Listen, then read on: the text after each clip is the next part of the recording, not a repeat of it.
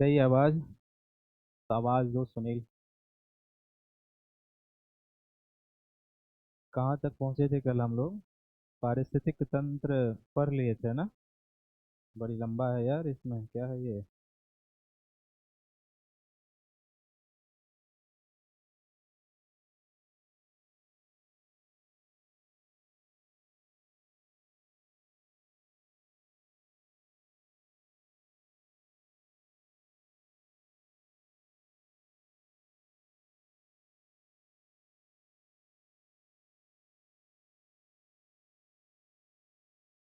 ये जितने भी प्रश्न है ना, धीरे धीरे आगे क्लास में आएंगे।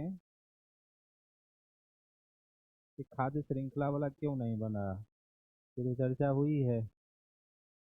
खाद्य क्या है कि खाद्य श्रृंखला उस श्रम का निदर्शन करती है जिसमें जीवों की एक श्रृंखला एक दूसरे के आहार को पोषित करती है। खाद्य श्रृंखला एक ही जाति के समष्टि के अंतर्गत पाई जाती है, सही है ये? तो फिर खाद्य श्रृंखला उस प्रत्येक जीव की संख्या का जो दूसरों के द्वारा खाई जाती है, खाने का नहीं है, ये पोषक तत्व है ये। कि रसायन और पोषक तत्व कैसे एक जीव से दूसरे जीव में जाता है। तो नीचे का दोनों गलत होना चाहिए, ऊपर का केवल पहला सही होना चाहिए। कार्बन प्रच्छादन का अर्थ होता है ऐसी कौन सी कृषि है जो वायुमंडल के कार्बन को यूज कर सकता है, या ऐसी कौन सी कृषि हो सकती है जिसके करने से वायुमंडल में कार्बन का उत्सर्जन कम हो, नहीं हो, वो पूछा जा रहा है। समुच्च बांध है, अनुप्रस्थ। क्या लिखे हैं आप? ये तो पता ही नहीं चल रहा, शून्य जुताई है। तो हम एक टॉपिक लिखा है संधारणीय कृषि, है ना, लिखा था ना सिलेबस में। तो जब उस टॉपिक में जाएंगे इसी सब पर चर्चा होगी कि ये क्या होता है ना? तो ये आएगा। फिर क्या है कि जीव भार, बायोमास गैसीकरण को, तो ये सब आएगा वेस्ट मैनेजमेंट सब में, सबको आना है ना? बायो गैसिफिकेशन सब क्या होता है, सब आएगा आगे। कहाँ तक हम लोग थे? फास्फोरस और सल्फर चक्र में यदि कुछ व्यवधान आ जाए तो पर्यावरण प्रकृति पर क्या प्रभाव पड़ेगा? ये अब हाँ जी। थोड़ा सा आवाज बढ़ा दो सुनील। अब फास्फोरस चक्र ही मत सोचिए आप, अगर कोई भी चक्र व्यवधान होता है तो उसका प्रकृति पर क्या प्रभाव पड़ेगा। अगर कार्बन चक्र ही व्यवधान होता है तो उसका प्रकृति पर क्या प्रभाव पड़ेगा। आप सोचिए कि अगर ऑक्सीजन चक्र बाधित होता है तो क्या होगा। तो ये केवल फास्फोरस सल्फर चक्र पर लागू नहीं होगा, ये हर एक चक्र के संबंध में हो सकता है।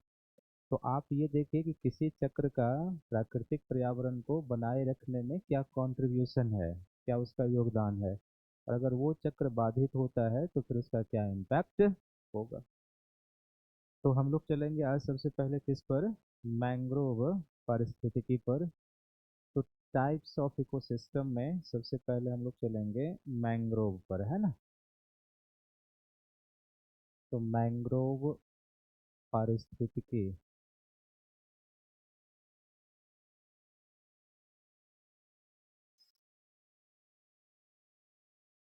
तो जो मैंग्रोव पारिस्थितिकी है, सबसे पहले कि मैंग्रोव है क्या, या है तो हम सभी जानते हैं कि एक प्रकार का क्या है, वेजिटेशन की श्रेणी में आता है। मैंग्रोव पारिस्थितिकी क्या है? दूसरा हो जाएगा जिसको हम कहेंगे मैंग्रोव।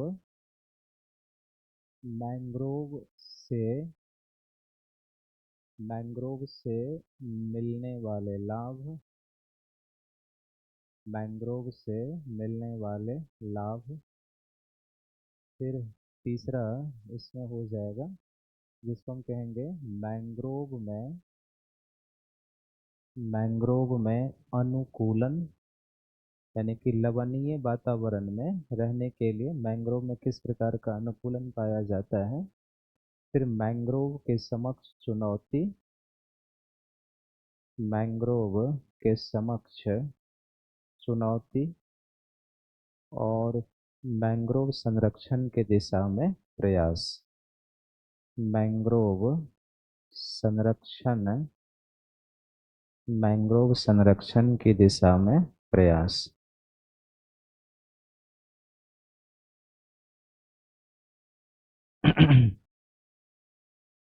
इससे पहले भी पीटी में क्वेश्चन आया हुआ है।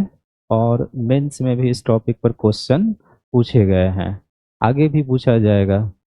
जो इसमें सबसे महत्वपूर्ण एरिया है एग्जाम में जो पूछा जाएगा कि एक मैंग्रोव रहता है सॉल्ट वातावरण में, लेकिन सॉल्ट वातावरण में रहने के लिए इनमें क्या ऐसी विशेषताएं होती है जो सॉल्ट वातावरण में इन्हें अनुकूलन प्रदान करता है।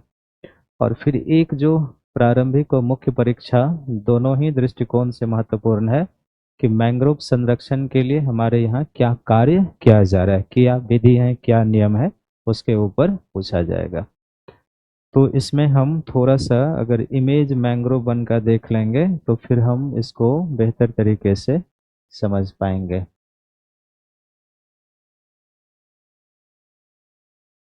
ये है मैंग्रोव वन, है ना।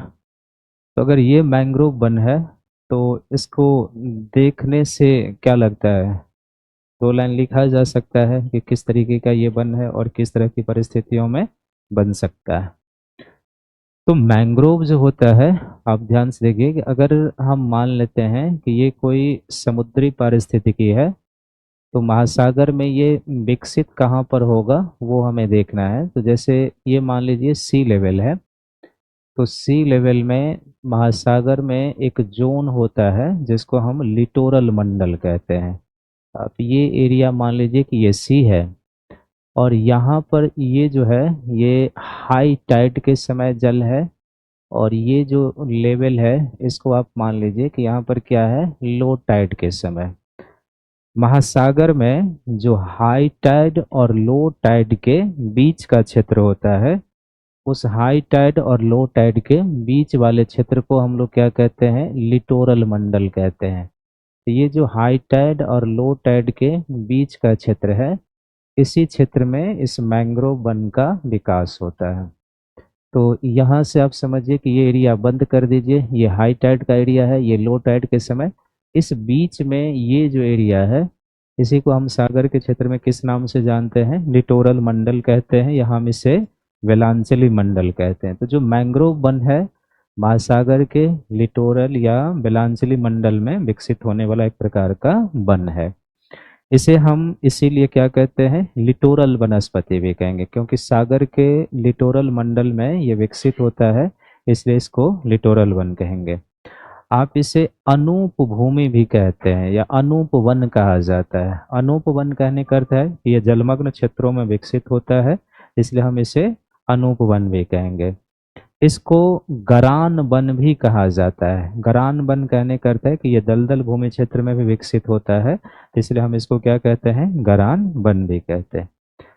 ग्लोबल स्तर पर मैंग्रोव वन का जो विकास होता है, अगर हम इसे 0 डिग्री मान लें तो लगभग ये उष्ण कटिबंध और उपोष्ण कटिबंधों में लगभग 35 डिग्री नॉर्थ तक और भूमध्य रेखा से लगभग 30 या 35 डिग्री साउथ अक्षांशों के बीच में इस एरिया में मैंग्रोव वन का विकास होता है।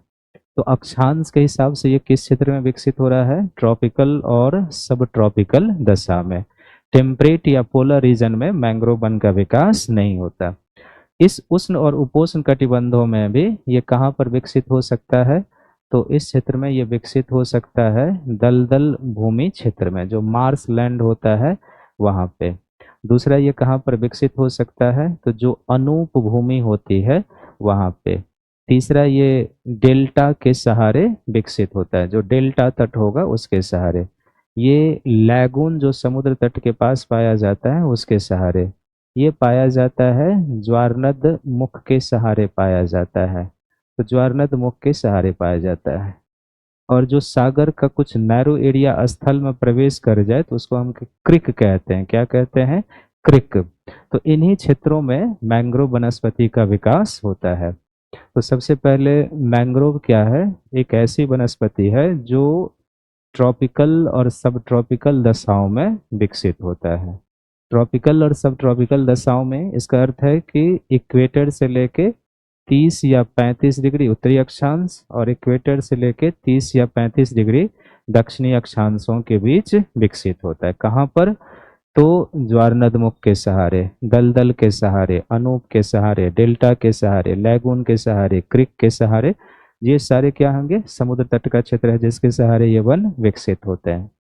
ये सागर के वेलांचली मंडल में विकसित होता है, इसलिए हम इसको क्या कहते हैं, लिटोरल वन। ये अनूप क्षेत्र में विकसित होता है, इसलिए इसको अनूप वन भी कहेंगे, और हम इसे गरान वनस्पति के नाम से भी जानते हैं। तो कई नामों से इस वन को जाना जाता है।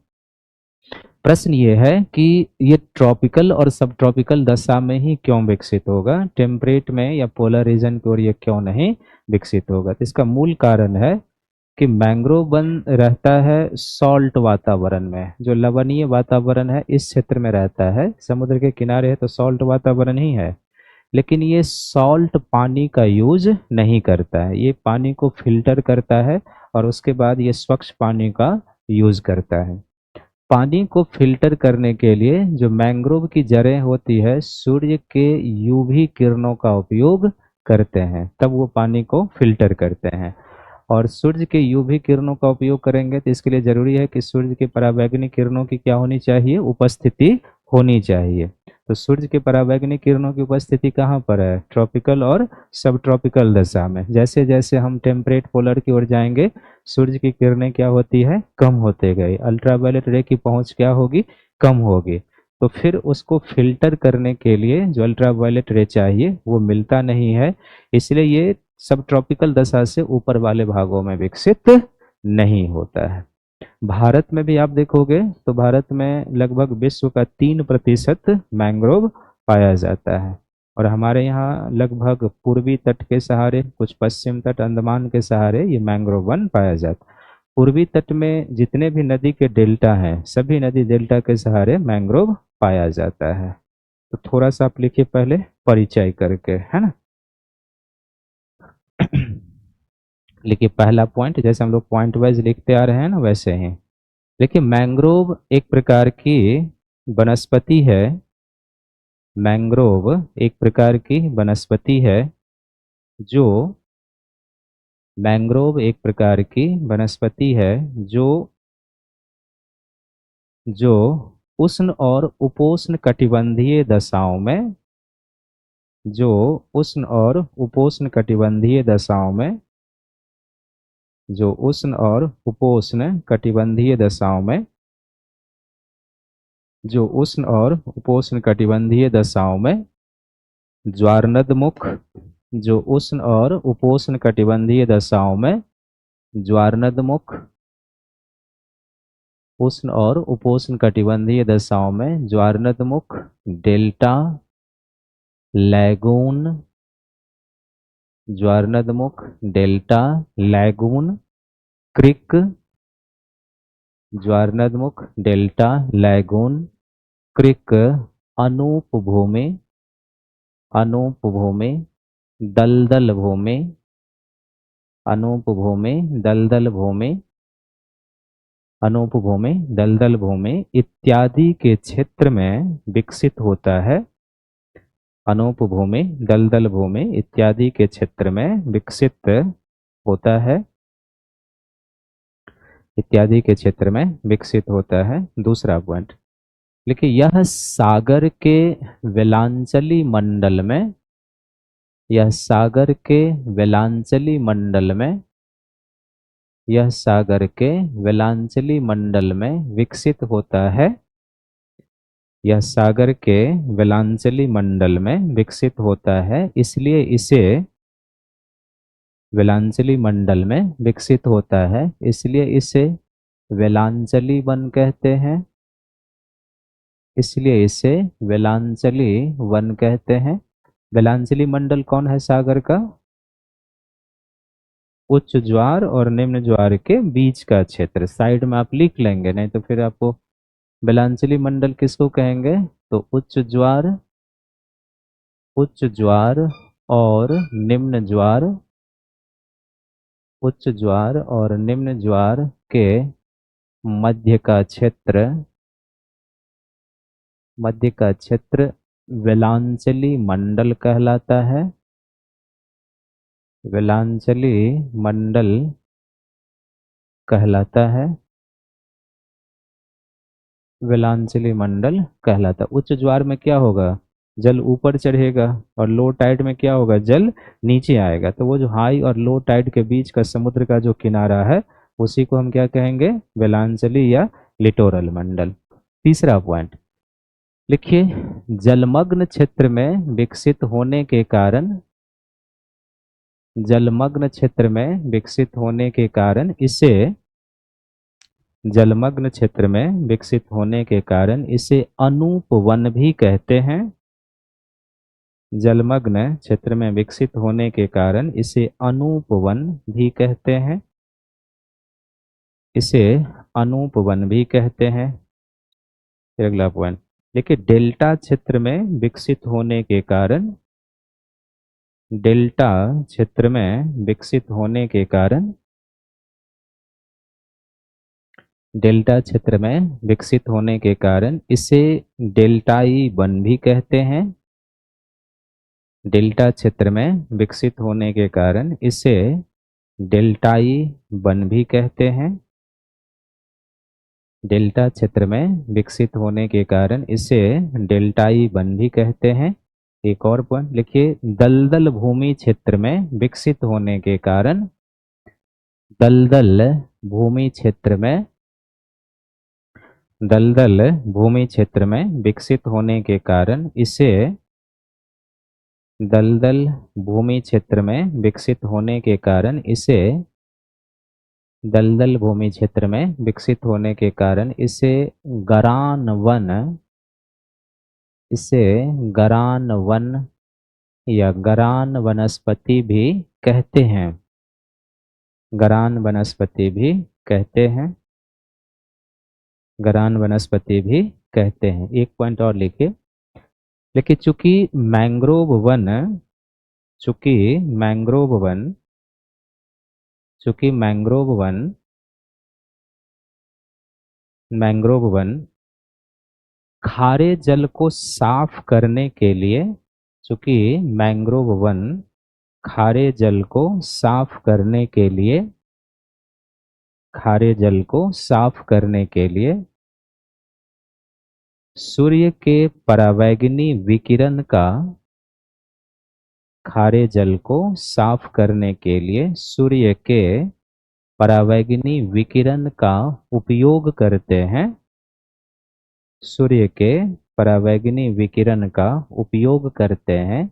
इसलिए मैंग्रोव वन, इसलिए मैंग्रोव वन, इसलिए मैंग्रोव वन मुख्यतः, इसलिए मैंग्रोव वन मुख्यतः उष्ण एवं उपोष्ण कटिबंधीय, इसलिए मैंग्रोव वन मुख्यतः उष्ण एवं उपोष्ण कटिबंधीय, उष्ण एवं उपोष्ण कटिबंधीय अक्षांशों में ही मिलता है, उष्ण एवं उपोष्ण कटिबंधीय अक्षांशों में ही मिलता है। क्लियर है? तो इसमें कुछ लॉजिकल प्रश्न पूछे जा सकते हैं। जैसे एक तो लॉजिकल प्रश्न लास्ट वाला प्रश्न ही है कि कथन होगा कि मैंग्रोव वन मुख्यतः उष्ण और उपोष्ण कटिबंधीय दशाओं में ही मिलते हैं। तो कथन क्या है? सही है। अब उसका कारण दे देगा कि मैंग्रोव खारे जल को साफ करने के लिए यूवी किरणों का उपयोग करते हैं। तो फिर दोनों सही हो जाएगा, और कारण जो है कथन की व्याख्या भी करेगा, क्योंकि अगर इनको यूवी किरण की जरूरत नहीं होती तो ये पोलर और टेम्परेट दशा में भी पाए जाते। चूंकि इनकी जरूरत होती है इसलिए ये यहीं पाए जाते। नीचे में लिखेंगे मैंग्रोव वन से मिलने वाले लाभ, यही है ना। तो मैंग्रोव वन से मिलने वाले लाभ, मैंग्रोव वन से मिलने वाले लाभ, मिलने वाले लाभ है ना। तो जब हम मैंग्रोव वन से मिलने वाले लाभ की बात करेंगे तो उसी चार शीर्षक के सहारे चलेंगे। ये भी एक प्रकार की पारिस्थितिकी है। तो मैंग्रोव वन की प्रावधानन, प्रावधानन सेवाएं या मैंग्रोव वन से प्राप्त प्रत्यक्ष लाभ। दूसरा हो जाएगा मैंग्रोव वन की सहायक सेवाएं, मैंग्रोव वन की सहायक सेवाएं। तो सपोर्टिंग सर्विसेज जो है मैंग्रोव वन की वो। तीसरा, मैंग्रोव वन की नियामक मैंग्रोव वन की नियामक एवं सुरक्षात्मक सेवाएं। नियामक एवं सुरक्षात्मक सेवाएं या लाभ आप इसे कह सकते हैं। और चौथा हो जाएगा मैंग्रोव वन की सांस्कृतिक सेवाएं। सांस्कृतिक सेवा ना कह के अगर हम इसको इस तरीके से ले लें, अन्य लाभ या अन्य सेवाएं, तो कुछ इसमें पॉइंट एक्स्ट्रा भी हम ऐड कर लेंगे। तो ये चार वही पॉइंट है जो हम लोगों ने क्या लिखा था, पारिस्थितिक तंत्र से मिलने वाले लाभ।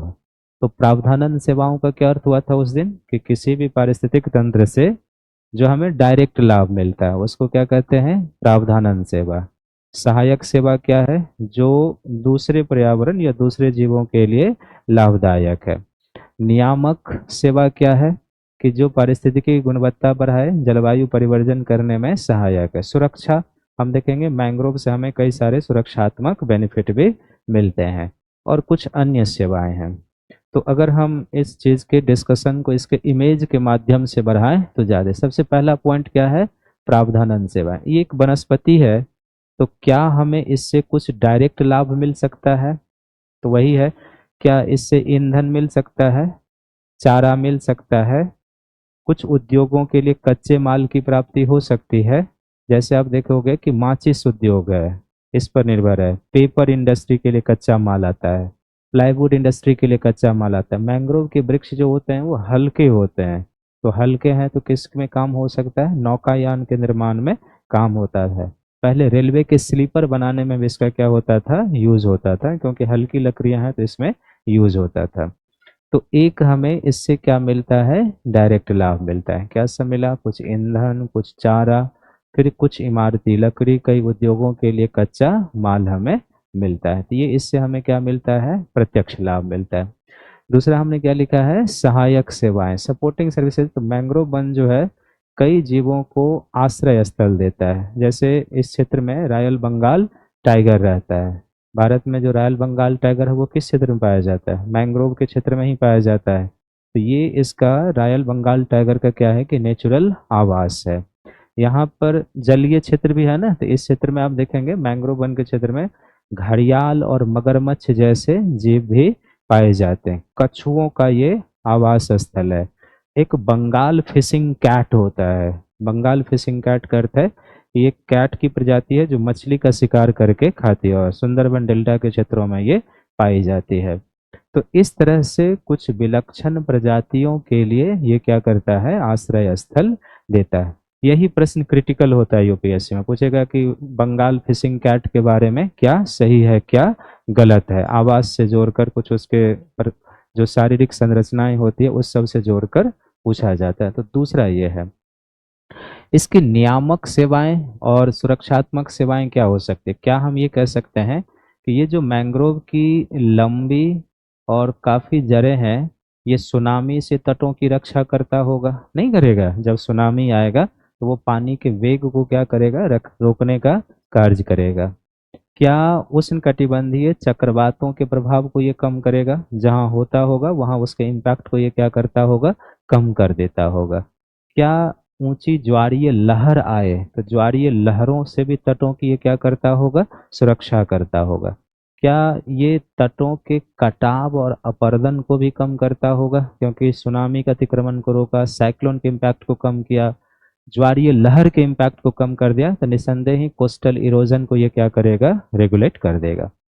समुद्री तूफान या साइक्लोन के समय जो पवन की गति होती है उस सब के भी इम्पैक्ट को ये क्या करता होगा, कम कर देता होगा। क्योंकि 15-20 मीटर लंबी वृक्ष है तो पवन जो काफी तेज गति से सुनामी के साइक्लोन के समय चलता है उसके इम्पैक्ट को भी ये क्या करता होगा, कम करता हो। खुद भी प्रभावित होता होगा ऐसा नहीं है, लेकिन ये इसका अर्थ है कि कोस्टल कम्युनिटी को और तटीय क्षेत्रों को कई प्रकार के आपदाओं से सुरक्षा देता है। क्या हम ये भी कह सकते हैं, ध्यान से देखेंगे, जितना थोड़ा सा इमेजिनेट करके देखेंगे तो फिर सारी चीज़ें क्लियर हो जाए। ये जो मैंग्रोव की जड़ें हैं और इनके साथ जैसे मान लीजिए कि अगर स्थल से पानी और प्रदूषणकारी पदार्थ आए तो क्या हम कह सकते हैं कि ये समुद्र में प्रदूषणकारी पदार्थ को जाने से रोकते होंगे? नहीं रोकते होंगे। तो मैंग्रोव की जो जड़ें होती हैं उनके साथ जो झाड़ियाँ निकलती है वो स्थल से जाने वाले प्रदूषण को भी क्या करते हैं? नियंत्रण करते हैं। इसका अर्थ है कि जल प्रदूषण को नियंत्रित करने में इनकी भूमिका है। तो ये इनका क्या है? नियामक और सुरक्षात्मक सेवाएं हैं। इसके अलावा इसके क्या और सेवाएं हो सकती है? तो जो मैंग्रोव की जो पत्तियां होती है इसमें कुछ ऐसे रसायन होते हैं जिनका औषधि निर्माण में यूज होता है। जैसे जो कैंसर जैसे घातक बीमारी हो, डायबिटीज जैसी बीमारियां हैं, इन सब के इलाज के लिए यहाँ से औषधि निकाला जाता है। तो औषधीय महत्व का भी क्या होता है? ये पेड़ होता है। तो इस तरह से हमें पॉइंट फॉर्म में ही जब एग्जाम में आएगा कि क्या इसका महत्व है या क्या लाभ है, हमें लिखना है। ठीक है, तो हम अब लिख सकते हैं इसको। नीचे में लिखिए प्रावधानन सेवा में लिखिए मैंग्रोव से मिलने वाले प्रत्यक्ष लाभ को, मैंग्रोव से मिलने वाले प्रत्यक्ष लाभ को, मैंग्रोव से मिलने वाले प्रत्यक्ष लाभ को प्रावधानन सेवा कहते हैं। मैंग्रोव से मिलने वाले प्रत्यक्ष लाभ को प्रावधानन सेवा कहते हैं। जैसे प्रावधानन सेवा कहते हैं जैसे औष जैसे ईंधन और चारा की प्राप्ति, जैसे ईंधन और चारा की प्राप्ति, ईंधन और चारा की प्राप्ति। दूसरा, इमारती लकड़ी की प्राप्ति, इमारती लकड़ी की प्राप्ति, इमारती लकड़ी की प्राप्ति। तीसरा, उद्योगों के लिए, उद्योगों के लिए, उद्योगों के लिए कच्चे माल की प्राप्ति, उद्योगों के लिए कच्चे माल की प्राप्ति। जैसे उद्योगों के लिए कच्चे माल की प्राप्ति, जैसे माचिस उद्योग, जैसे माचिस उद्योग, पेपर उद्योग, जिस कागज पर हम लोग लिखते हैं ना, तो पेपर उद्योग। प्लाईवुड इंडस्ट्री, प्लाईवुड उद्योग या प्लाईवुड इंडस्ट्री। फिर नौका उद्योग, नौका उद्योग। तो इस तरह के उद्योगों के लिए हमें क्या मिलता है? कच्चे माल की प्राप्ति होती है। दूसरा लिखेंगे मैंग्रोव की सहायक सेवाएं। लिखिए मैंग्रोव वन से मिलने वाला वह लाभ, मैंग्रोव वन से मिलने वाला वह लाभ जो दूसरे जीवों के लिए लाभदायक है, जो दूसरे जीवों के लिए लाभदायक है, जो दूसरे जीवों के लिए लाभदायक है, जो दूसरे जीवों के लिए लाभदायक है। जैसे, जैसे लिखिए यह रॉयल बंगाल टाइगर, यह रॉयल बंगाल टाइगर, यह रॉयल बंगाल टाइगर, कौमा घड़ियाल और मगरमच्छ, घड़ियाल और मगरमच्छ, घड़ियाल और मगरमच्छ, कछुआ एवं बंगाल फिशिंग कैट, एवं बंगाल फिशिंग कैट जैसे, एवं बंगाल फिशिंग कैट जैसे जीवों को आवास प्रदान करता है। बंगाल फिशिंग कैट जैसे जीवों को आवास प्रदान करता है, आवास प्रदान करता है, आवास प्रदान करता है। नियामक और सुरक्षात्मक सेवा में आ जाएंगे। लिखिए मैंग्रोव वन की वह सेवा, नियामक और सुरक्षात्मक में मैंग्रोव वन की वह सेवा या वह लाभ, मैंग्रोव वन की वह सेवा या वह लाभ जो प्राकृतिक पर्यावरण, जो प्राकृतिक पर्यावरण, जो प्राकृतिक पर्यावरण की गुणवत्ता बढ़ाने, जो प्राकृतिक पर्यावरण की गुणवत्ता बढ़ाने, कौमा जलवायु परिमार्जन, जलवायु परिमार्जन,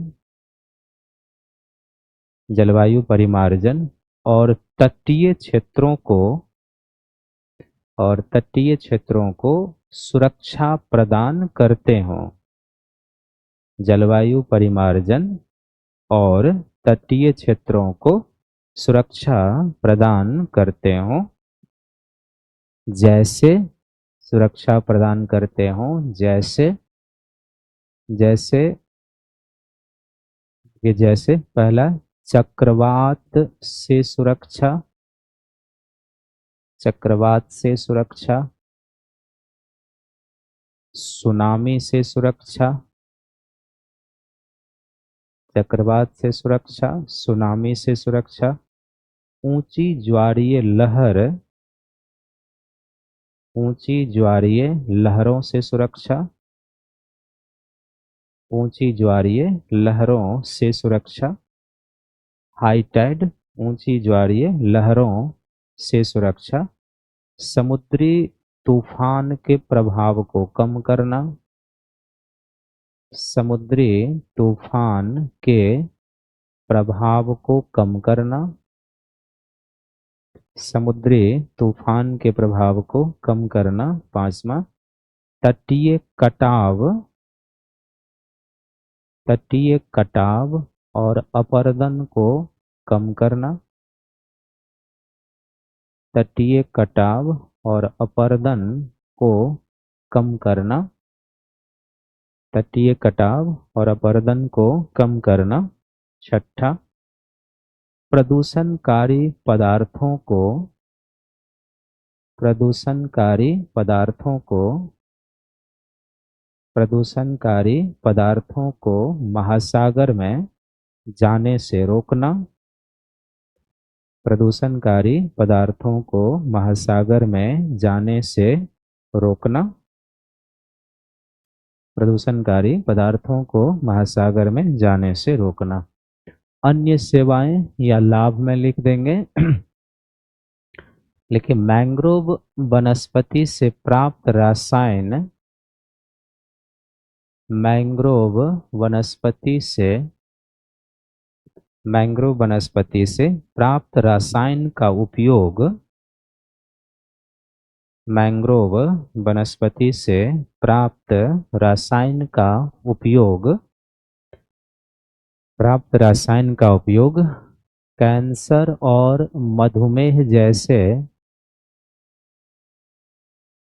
कैंसर और मधुमेह जैसे बीमारियों के इलाज हेतु,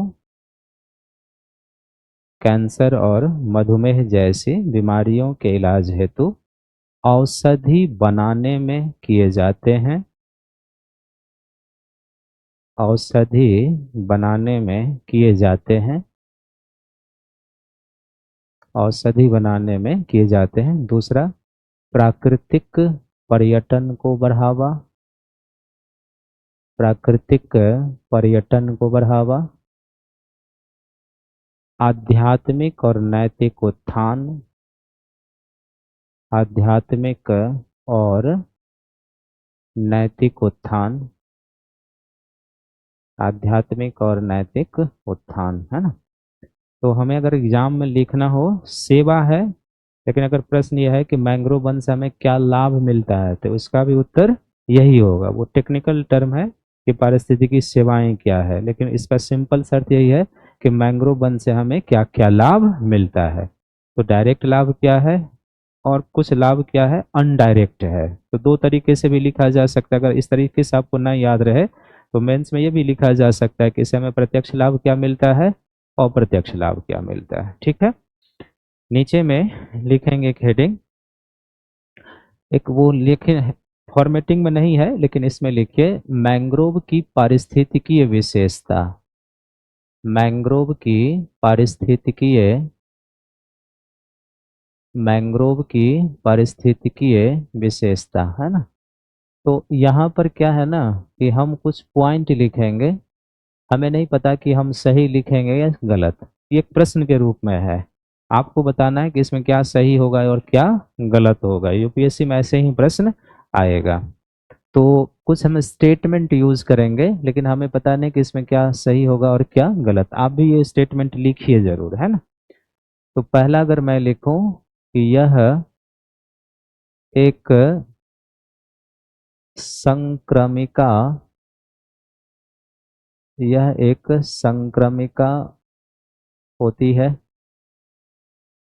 दूसरा, यह एक आर्द्र भूमि भी हो सकता है। आर्द्र भूमि भी हो सकता है। तीसरा, यह विलक्षण प्रजातियों को यह विलक्षण प्रजातियों को आवास प्रदान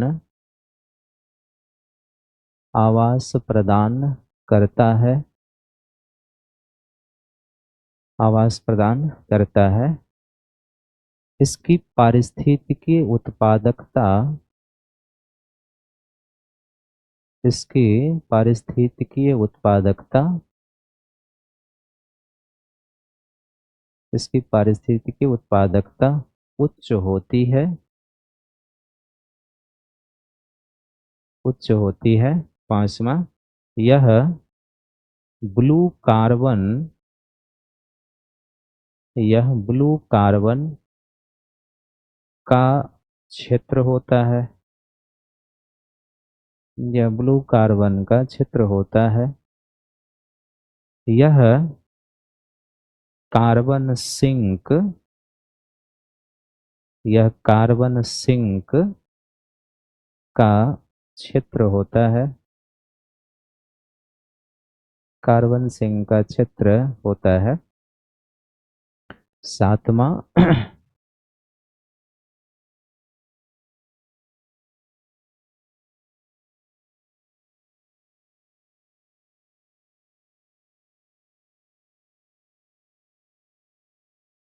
भारतीय मैंग्रोव में भारतीय मैंग्रोव में भारतीय मैंग्रोव में सुंदरी, बेंत, फोमीज, क्योर और एंगार जैसे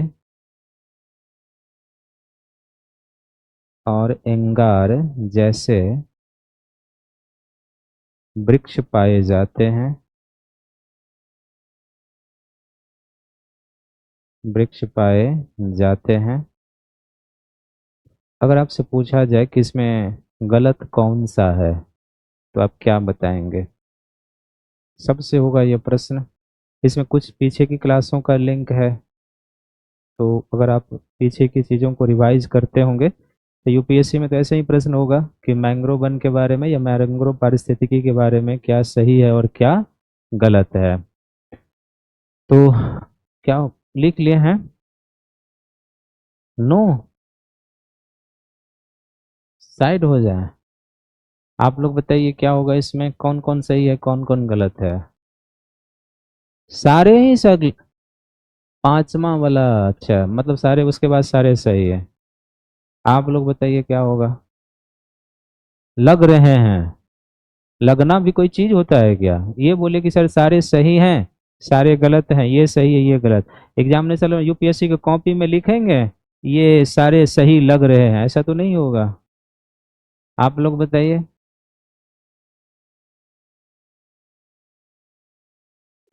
बाकी सारे सही है। पांचवा वाला छोड़ के सारे सही है। अच्छा ब्लू कार्बन, अच्छा छोटा सा देते हैं, ब्लू इकोनॉमी क्या होता है? अर्थव्यवस्था पढ़े है ना। तो ब्लू इकोनॉमी क्या होता है? यानी कि महासागर आधारित अर्थव्यवस्था, वही है ना। तो उस हिसाब से सोचिए अब ये सही होना चाहिए या गलत? सही होना चाहिए, है ना? तो मैंग्रोव एक संक्रमिका है। जब हम लोग कल इकोटोन पढ़े तो इसमें इसका एग्जाम्पल आया था कि इकोटोन दो पारिस्थितिकी के बीच संक्रमण का क्षेत्र होता है, और उसमें एग्जाम्पल आया था मैंग्रोव, ज्वारनदमुख, लैगून। तो ये क्या है? सही है। ये एक आर्द्र भूमि भी होगा। जब आप पढ़ेंगे तो सुंदरबन डेल्टा जो है एक वेटलैंड के रूप में भी, और रामसर स्थल भी वो है। तो आर्द्र भूमि का क्षेत्र भी हो सकता है। विलक्षण प्रजाति है ही, रॉयल बंगाल टाइगर है, घड़ियाल है, मगरमच्छ है, कछुआ, बंगाल फिशिंग कैट, सबको ये आवास दे रहा है। पारिस्थितिकी उत्पादकता उच्च होती है। पहले दूसरे क्लास को याद कीजिए, पारिस्थितिकी उत्पादकता तीन प्रकार से था ना। उच्च उत्पादकता वाले क्षेत्र, मध्यम और निम्न। तो उसमें मैंग्रोव था ना उच्च उत्पादकता वाले क्षेत्र में, तो वहां से हमने पॉइंट लिंक कर दिया। यह ब्लू कार्बन है, जो समुद्र तटीय क्षेत्र होते हैं ना, जिसमें प्रवाल, लैगून, ज्वारनदमुख, मैंग्रोव, ये सभी ब्लू कार्बन होते हैं। तो ब्लू कार्बन करते हैं कि इनमें कार्बन अवशोषित करने की, समुद्र का पानी कैसा होता है? नीला। उसी के किनारे ये पाए जाते हैं, इसलिए इनको ब्लू कार्बन के अंतर्गत भी रखा जाता है। ये कार्बन सिंक का क्षेत्र है, ये भी सही है। क्योंकि मैंग्रोव प्रकाश संश्लेषण करेंगे, तो प्रकाश संश्लेषण करने में क्या करेंगे? कार्बन डाइऑक्साइड यूज करेंगे।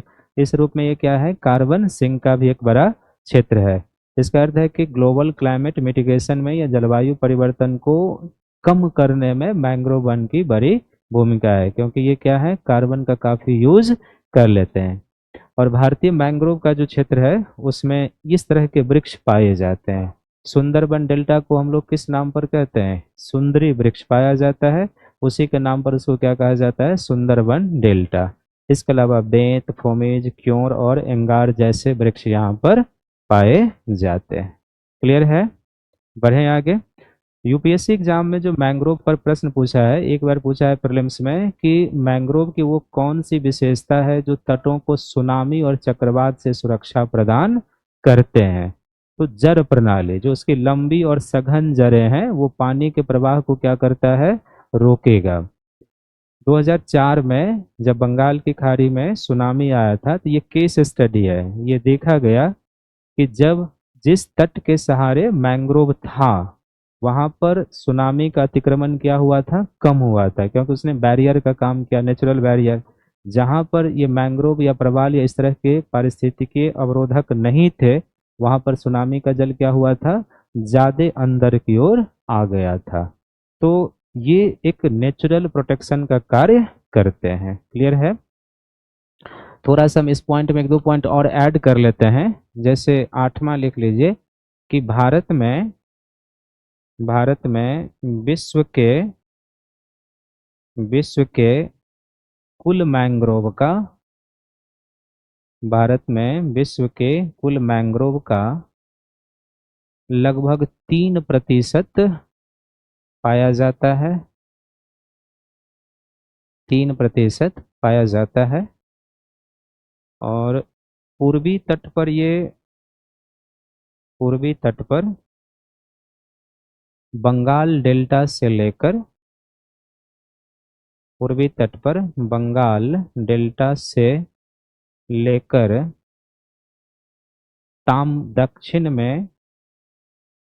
दक्षिण में ताम्रपर्णी डेल्टा, दक्षिण में ताम्रपर्णी डेल्टा तक नदियों के मुहाने पर, नदियों के मुहाने या नदियों के डेल्टाई क्षेत्र में, नदियों के डेल्टाई क्षेत्र में पाया जाता है। नदियों के डेल्टाई क्षेत्र में पाया जाता है। तो पूर्वी तट पर जितनी भी नदियां हैं ना, सब डेल्टा बनाती है। तो आप उत्तर से दक्षिण की ओर आते जाओगे, तो आप इंडियन ज्योग्राफी में पढ़ेंगे कि उत्तर से दक्षिण की ओर आएंगे ना, तो यहाँ पर स्वर्ण रेखा है, फिर यहाँ पर ब्राह्मी है, फिर यहाँ पर वैतरणी है, महानदी, गोदावरी, कृष्णा, पेन्नार, पालार, कावेरी, वागाई, और सबसे दक्षिण में जो नदियां हैं वो क्या है? ताम्रपर्णी है। तो इन सभी नदियों के डेल्टा पर क्या है? मैंग्रोव की प्राप्ति होती है अपने यहाँ। इसलिए हमने एक लाइन क्या ले लिया? पूर्वी तट पर बंगाल डेल्टा, यहाँ पर क्या हो जाएगा? बंगाल डेल्टा। और बंगाल की खाड़ी में आने वाली जो सबसे दक्षिणतम नदी है वह है ताम्रपर्णी। तो हर एक नदियों के डेल्टा पर ये पाया जाता है। तो हनी, हनी मतलब क्या? शहद। हनी तो वो तो बी से निकलता है, वो तो किसी पौधे से, तो उसका उसमें होता है। हनी का पौधा होता है क्या? पाए जा सकते हैं, वो तो जो मधुमक्खी होता है वो ही बनाता है ना उसको, है ना। तो नदियों के, अगर हम डेल्टा क्षेत्र की बात करेंगे तो इसका अर्थ है कि ये हो जाएगा स्वर्ण रेखा डेल्टा, है ना। गंगा डेल्टा तो होगा ही, स्वर्ण रेखा डेल्टा। फिर दूसरा हो जाएगा यहाँ पे Brahmi, Brahmi delta, Mahanadi delta, Mahanadi delta. फिर ये हो जाएगा गोदावरी डेल्टा, कृष्णा डेल्टा, पेन्नार, पालार, पेन्नार, पालार, कावेरी, वैगाई और ताम्रपर्णी। ये जो मैंने लिखा है ना पूर्वी तट की नदियां, ये उत्तर से दक्षिण सीक्वेंस में है, फ्रॉम एन टू एस, ये क्रम में है। स्वर्ण रेखा है, ब्राह्मी है, महानदी है, गोदावरी, कृष्णा, पेन्नार, पालार, कावेरी, वागई और ताम्रपर्णी डेल्टा। तो इन सभी नदियों के डेल्टा पर पाए जाते हैं। इसके अलावा जो मैंग्रोव वन है भारत में, इसके अलावा जो, कैमा पॉइंट होगा ये, 10वां पॉइंट। इसके अलावा, इसके अलावा अंडमान और निकोबार द्वीप समूह एवं पश्चिम तट में, एवं पश्चिम तट के सहारे, पश्चिम तट के सहारे भी कुछ मैंग्रोव, खासकर महाराष्ट्र गोवा के पास कुछ मैंग्रोव पाए जाते हैं, कुछ मैंग्रोव पाए जाते हैं। तो भारत में विश्व का कितना मैंग्रोव है? 3%। भारतीय मैंग्रोव में कौन कौन वृक्ष पाया जा रहा है? सुंदरी है, बेंत है, फोमीज है, क्योर है और एंगार है। भारत में ये वन कहाँ पर पाए जा रहे हैं? तो पूर्वी तट पर, गंगा डेल्टा से लेके दक्षिण में ताम्रपर्णी डेल्टा तक जितनी भी नदियां हैं सभी के डेल्टा पर। इसके अलावा ये वन कहाँ पाया जा रहा है? अंडमान और निकोबार द्वीप के सहारे। तो अंडमान और निकोबार पश्चिम तट पर भी ये कुछ महाराष्ट्र और गोवा तट के सहारे पाया जाता है। तो मूलतः लेकिन ये किस पर है? पूर्वी तट के सहारे, क्योंकि डेल्टा तट के सहारे विकसित होता है, इसलिए हमारे यहाँ पूर्वी तट के सहारे ये वन मुख्य रूप से पाए जाते हैं। क्लियर है? बढ़ें आगे। तो अगला सेगमेंट क्या था मैंग्रोव में? मैंग्रोव में अनुकूलन, यही होगा ना? लिख, हाँ जी। हाँ, नॉर्थ टू साउथ है, कि भारत के हिसाब से उत्तर से दक्षिण ही ना जाएंगे। भारत विषुवत रेखा के उत्तर में है, लेकिन अब हम प्रायद्वीप में उत्तर से दक्षिण जा रहे हैं, सही है वो, कोई दिक्कत नहीं। गोदावरी, कृष्णा, पेन्नार, पालार, कावेरी है, वैगाई और ताम्रपर्णी है ना। कावेरी, वैगाई और ताम्रपर्णी। ठीक है, बढ़े आगे। बिल्कुल ये क्रम में है, इसमें इफ बट की कोई बात ही नहीं है। बढ़े आगे। तो लिखिए मैंग्रोव में अनुकूलन, मैंग्रोव, मैंग्रोव में अनुकूलन, मैंग्रोव में अनुकूलन। तो मैंग्रोव में जो अनुकूलन होता है वो एक होता है जिसको हम कहते हैं रूट प्रणाली के माध्यम से, जर प्रणाली के माध्यम से, जर प्रणाली के माध्यम से। दूसरा जो मैंग्रोव में अनुकूलन होता है वो होता है प्रजनन अनुकूलन, कह सकते हैं आप इसे, प्रजनन अनुकूलन। तीसरा जो इसमें अनुकूलन होता है उसको हम कहते हैं लवण निस्पंदन के माध्यम से, निस्पंदन के माध्यम से, लवण निस्पंदन के माध्यम से। और चौथा जो होता है उसको आकारकी, मॉर्फोलॉजिकल आकारकी अनुकूलन कहा जाता है, आकारकी अनुकूलन। तो चार प्रकार का अनुकूलन होता है। पीटी में अगर प्रश्न आना होगा तो यहीं से आएगा कि प्रश्न आपसे पूछेगा कि मैंग्रोव वैसे लवण वातावरण में रहते हैं, तो लवणीय वातावरण में अपने आप को अनुकूलित करने के लिए इनमें क्या विशेषता पाई जाती है जो इनको लवणीय वातावरण में रहने के योग्य बनाता है।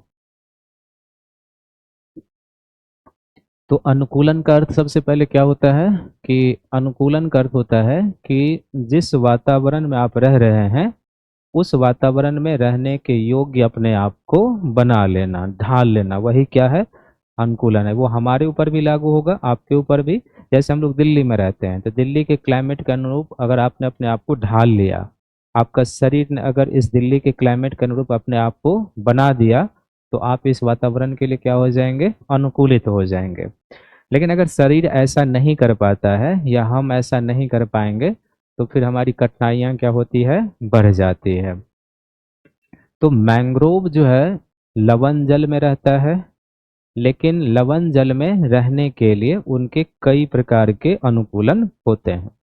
तो सबसे पहला जो होता है अनुकूलन, इनमें एक जर होता है जिनको हम कहते हैं श्वसन जर कहते हैं। श्वसन जर कहने का अर्थ होता है कि मैंग्रोव लवण और दलदल वातावरण में रहते हैं। तो लवण और दलदल वातावरण में रहने के कारण क्या होता है कि ऐसे क्षेत्र में ऑक्सीजन की कमी होती है। तो मैंग्रोव में क्या होता है, एक अतिरिक्त जड़ें होती हैं जिन जड़ों को हम न्यूमेटोफोर कहते हैं। क्या कहते हैं उसको, न्यूमेटोफोर। तो ये अतिरिक्त जड़ें होती हैं न्यूमेटोफोर, जो वो दलदल वातावरण से ऊपर यानी कि पानी के ऊपर ये जड़ होता है और वायु से नमी ऑक्सीजन मैंग्रोव को क्या करता है, प्रदान करता है। इसका अर्थ है कि कुछ जड़ें तो मिट्टी के अंदर तक इसमें चली जाती है, पानी के अंदर है, लेकिन कुछ जड़ इसमें ऐसा होता है जिसको हम क्या कहते हैं, न्यूमेटफोर कहते हैं या न्यूमेटाफोर कहते हैं। इसका अर्थ है कि जैसे इसमें से कुछ ऐसी जड़ें होंगी जो पानी के अंदर नहीं है, यही इनकी श्वसन जड़ें होती हैं जिनके माध्यम से ये जड़ें इनको ऑक्सीजन प्रदान करते हैं। तो एक इसमें श्वसन जड़ें होती है। दूसरा इनमें एक जड़ होता है जिसको स्टिल्ट जड़ कहा जाता है। क्या कहेंगे, स्टिल्ट रूट। स्टिल्ट रूट होता है, जैसे आप देखिए कि ये पौधा है यहाँ पे, तो आप देखते हैं ना यहाँ पर आने के बाद कई सारी जड़ें निकल गई है ना। तो लवण वातावरण में या दलदल वातावरण में रहने के लिए ये इनका क्या हो गया, एक मूल जड़ है। और इसको हम क्या कहेंगे कि ये इनमें होती है स्टिल्ट जड़। तो ये जो स्टिल्ट रूट होते हैं ये क्या करते हैं, दलदल और लवणीय वातावरण में इनको क्या प्रदान करते हैं, एक तरीके से सपोर्ट प्रदान करते हैं। अगर आप इन जड़ों को हटा दो तो वृक्ष क्या हो जाएंगे, गिर जाएंगे, क्योंकि दलदल वातावरण है, ये अपने आप का बैलेंस नहीं कर पाएंगे। ये जो स्टिल्ट जड़ें होती हैं ये लवण और दलदल वातावरण में इनको कृत्रिम सपोर्ट एक तरीके से आप कह सकते हैं कि बाहरी सपोर्ट करते हैं कि ये गिरेंगे नहीं। और तीसरी जड़ें होती हैं इनकी मूल जड़ें, जो पानी के अंदर रहता है और फिर वो अल्ट्रा फिल्ट्रेशन का काम करता है। तो तीन प्रकार की जड़ें, एक कौन सी जड़ें हैं, श्वसन जड़, जिसको हम क्या कहते हैं, न्यूमेटोफोर कहते हैं। वो क्या कर रहा है, वो श्वसन के दौरान ऑक्सीजन प्रदान करता है। तो ये जड़ पानी के अंदर नहीं होगा, कहाँ होगा, पानी के ऊपर होता है। दूसरा इसमें कौन सी जड़ें हैं, स्टिल्ट रूट हैं। ये ऐसी रूट हैं जो तने से निकलती हैं और जमीन तक चले जाते हैं और वृक्ष को क्या करते हैं, ये सपोर्ट प्रदान करते हैं।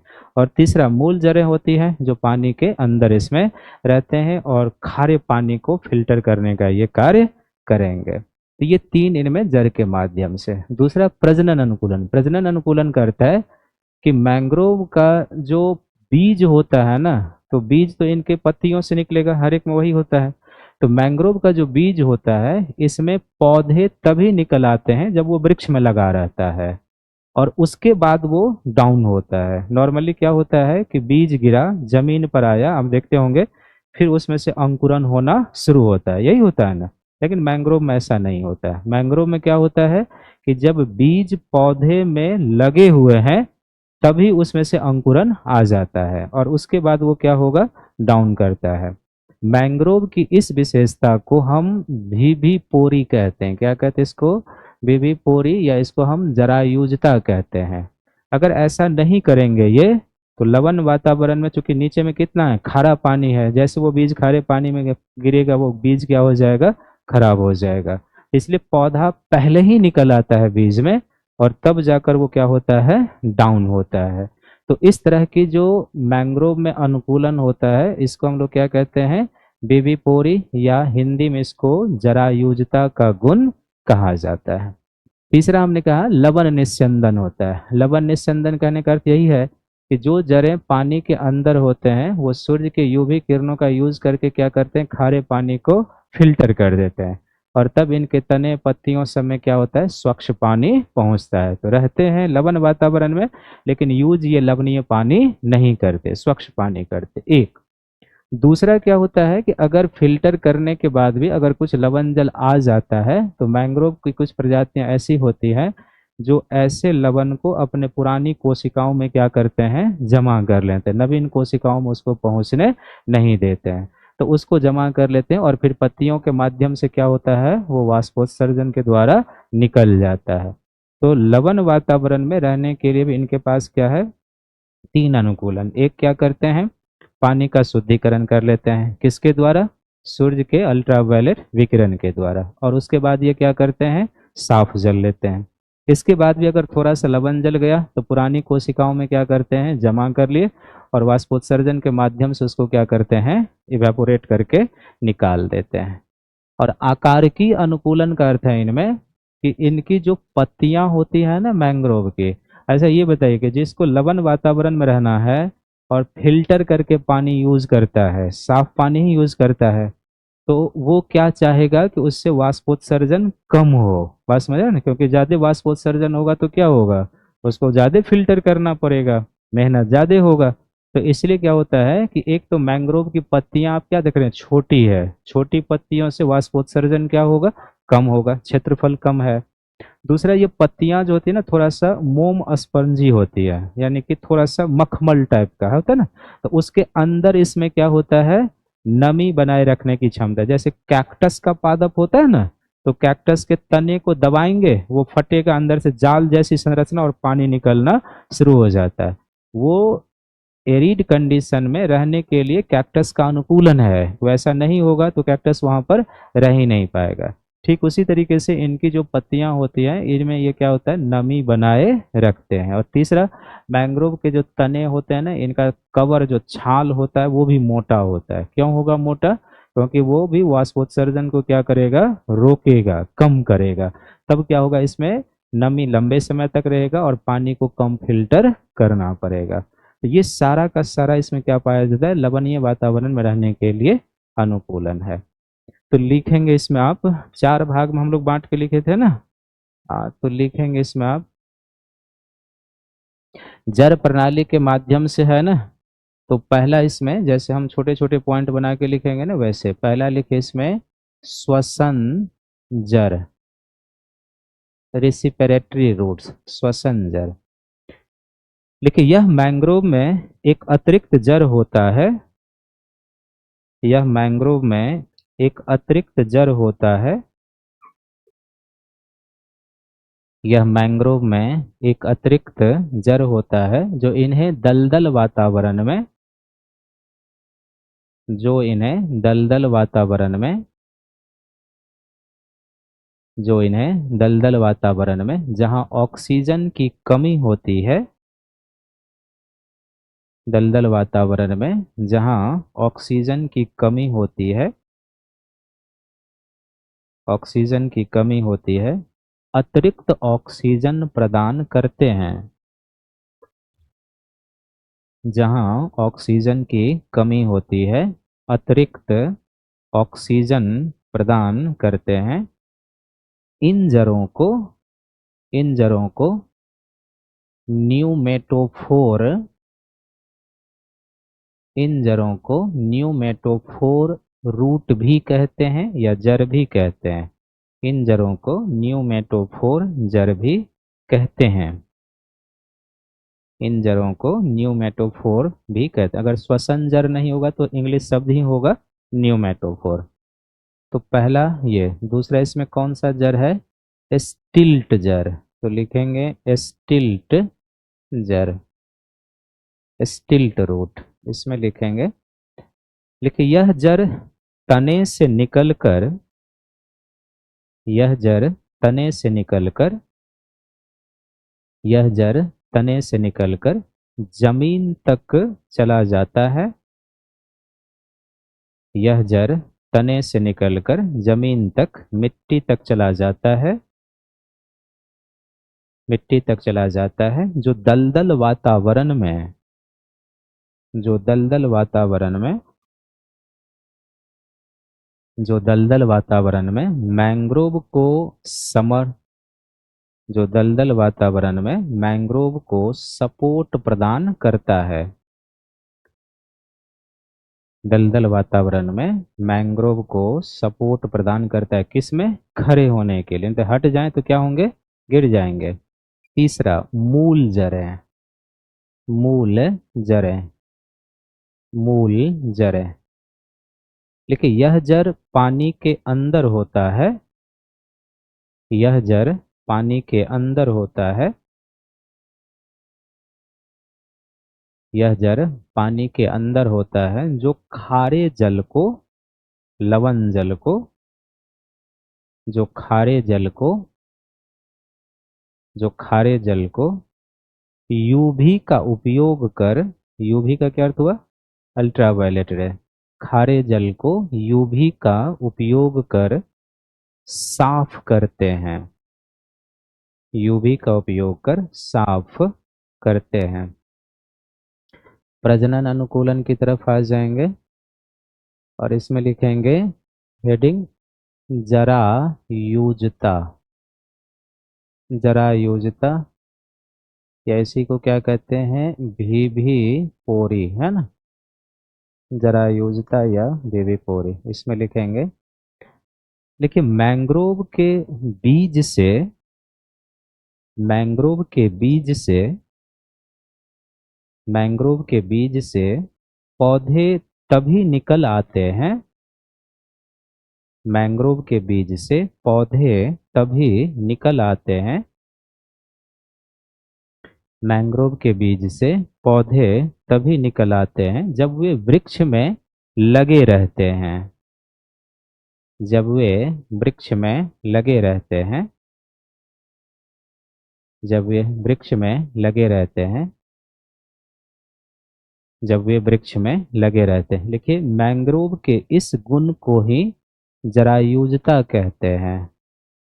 मैंग्रोव के इस गुण को ही जरायुजता कहते हैं। जरायुजता कहते हैं। ठीक है। ला जाएंगे लवण निस्पंदन। इसमें पहला पॉइंट लिखेंगे। देखिए मैंग्रोव लवण वातावरण में रहते हैं। मैंग्रोव लवण वातावरण में रहते हैं मैंग्रोव लवण वातावरण में रहते हैं परंतु वे शुद्ध जल का उपयोग करते हैं। मैंग्रोव लवण वातावरण में रहते हैं। मैंग्रोव लवण वातावरण में रहते हैं परंतु वे शुद्ध जल का उपयोग करते हैं। इसके लिए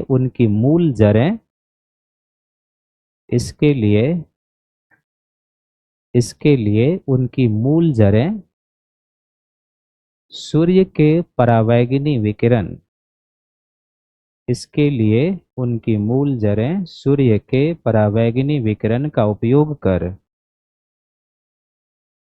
इसके लिए उसकी मूल जड़ें सूर्य के परावैंगनी विकिरण का उपयोग कर खारे जल को साफ करते हैं। खारे जल को साफ करते हैं। खारे जल को साफ करते हैं। दूसरा पॉइंट, लेकिन इसके बावजूद भी अगर कुछ इसके बावजूद यानी साफ करने के बावजूद इसके बावजूद भी कुछ लवण जल इनकी कोशिकाओं में प्रवेश कर जाए लवण जल इनकी कोशिकाओं में प्रवेश कर जाए लवण जल इनकी कोशिकाओं में प्रवेश कर जाए तो वे उसे पुरानी कोशिकाओं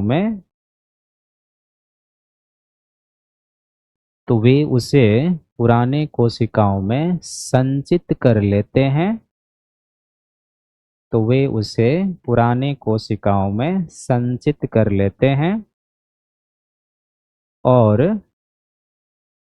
पुराने कोशिकाओं में संचित कर लेते हैं और पत्तियों के माध्यम से और पत्तियों के माध्यम से और पत्तियों के माध्यम से वाष्पोत्सर्जन के द्वारा और पत्तियों के माध्यम से वाष्पोत्सर्जन के द्वारा बाहर निकाल देते हैं। वाष्पोत्सर्जन के द्वारा बाहर निकाल देते हैं। ठीक है, आकार की अनुकूलन में लिखेंगे। पहला आकार की अनुकूलन क्या है? छोटे पत्तियां जो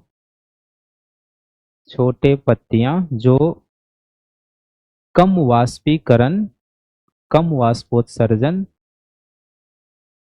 छोटे पत्तियां जो कम वाष्पोत्सर्जन करते हैं छोटे पत्तियां जो कम वाष्पोत्सर्जन करते हैं। दूसरा, मोम मोम स्पंजी पत्तियां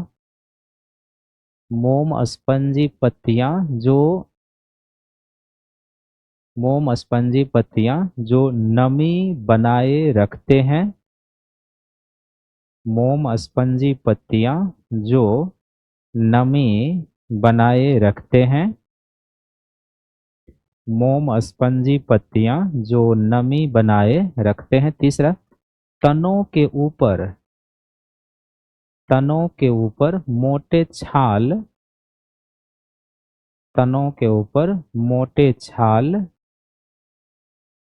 तनों के ऊपर मोटे छाल जो वाष्पोत्सर्जन को नियंत्रित करते हैं। तनों के ऊपर मोटे छाल जो वाष्पोत्सर्जन को नियंत्रित करते हैं। क्लियर है? तो ये प्रीलिम्स में आएगा, मेंस में यहाँ से आने की कोई संभावना नहीं है, मतलब अनुकूलन वाले से। पीटी में लेकिन 100% तय रहता है कि आएगा।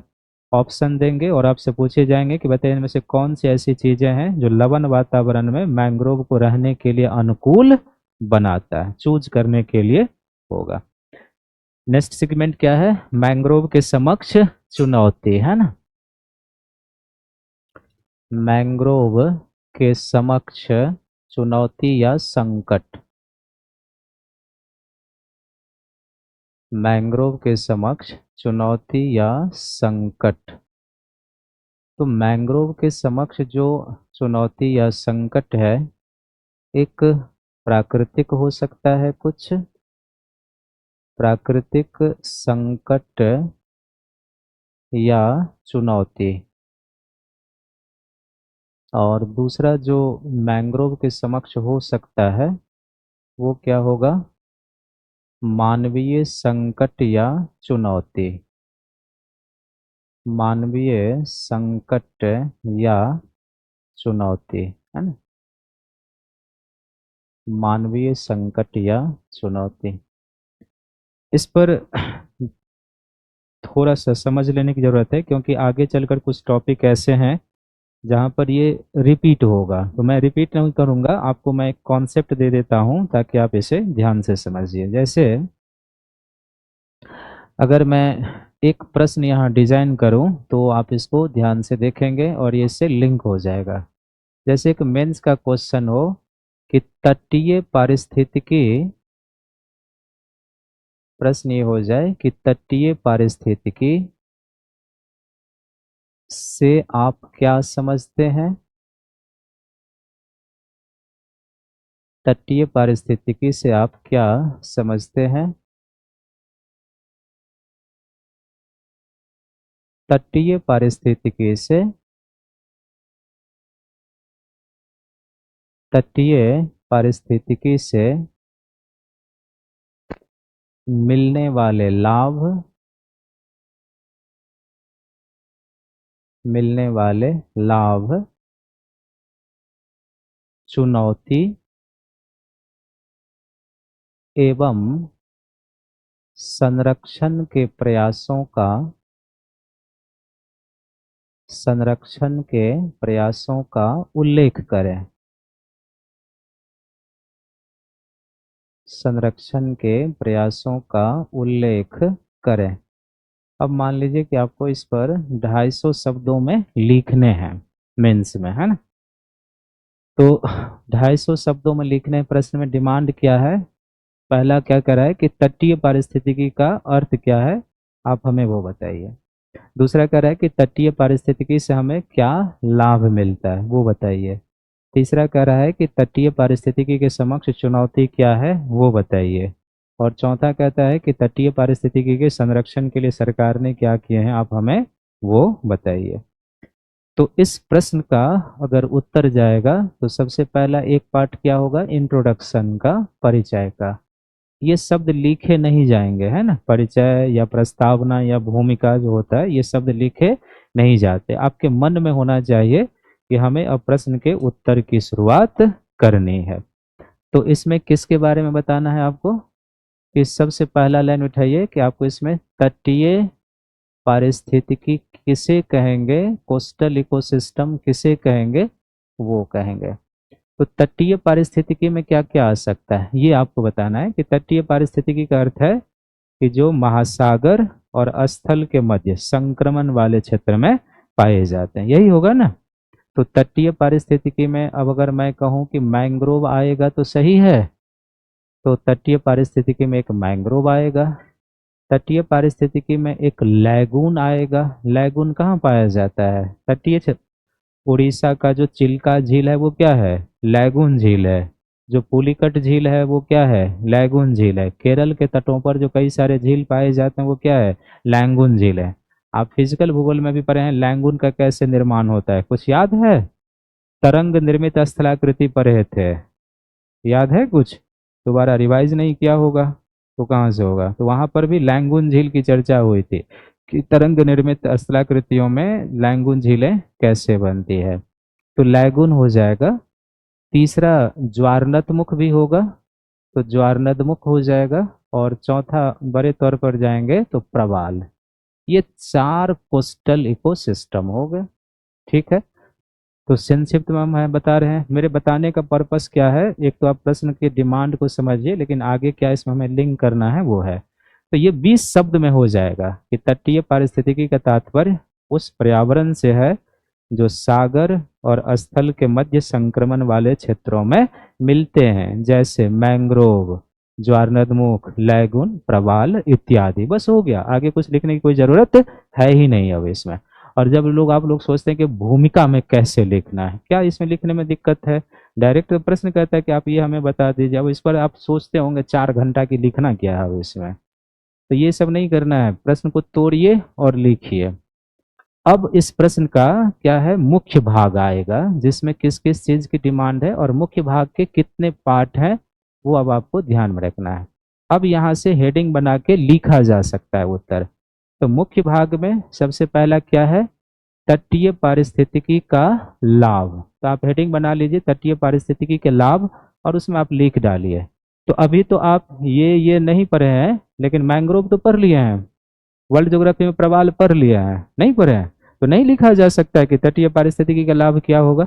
और ये हमने इसलिए बताया कि जो लाभ मैंग्रोव का होगा वही लाभ लगभग लैगून का भी होगा और वही लाभ लगभग क्या होगा, ज्वारनदमुख का। कुछ खास अंतर होने वाला नहीं है।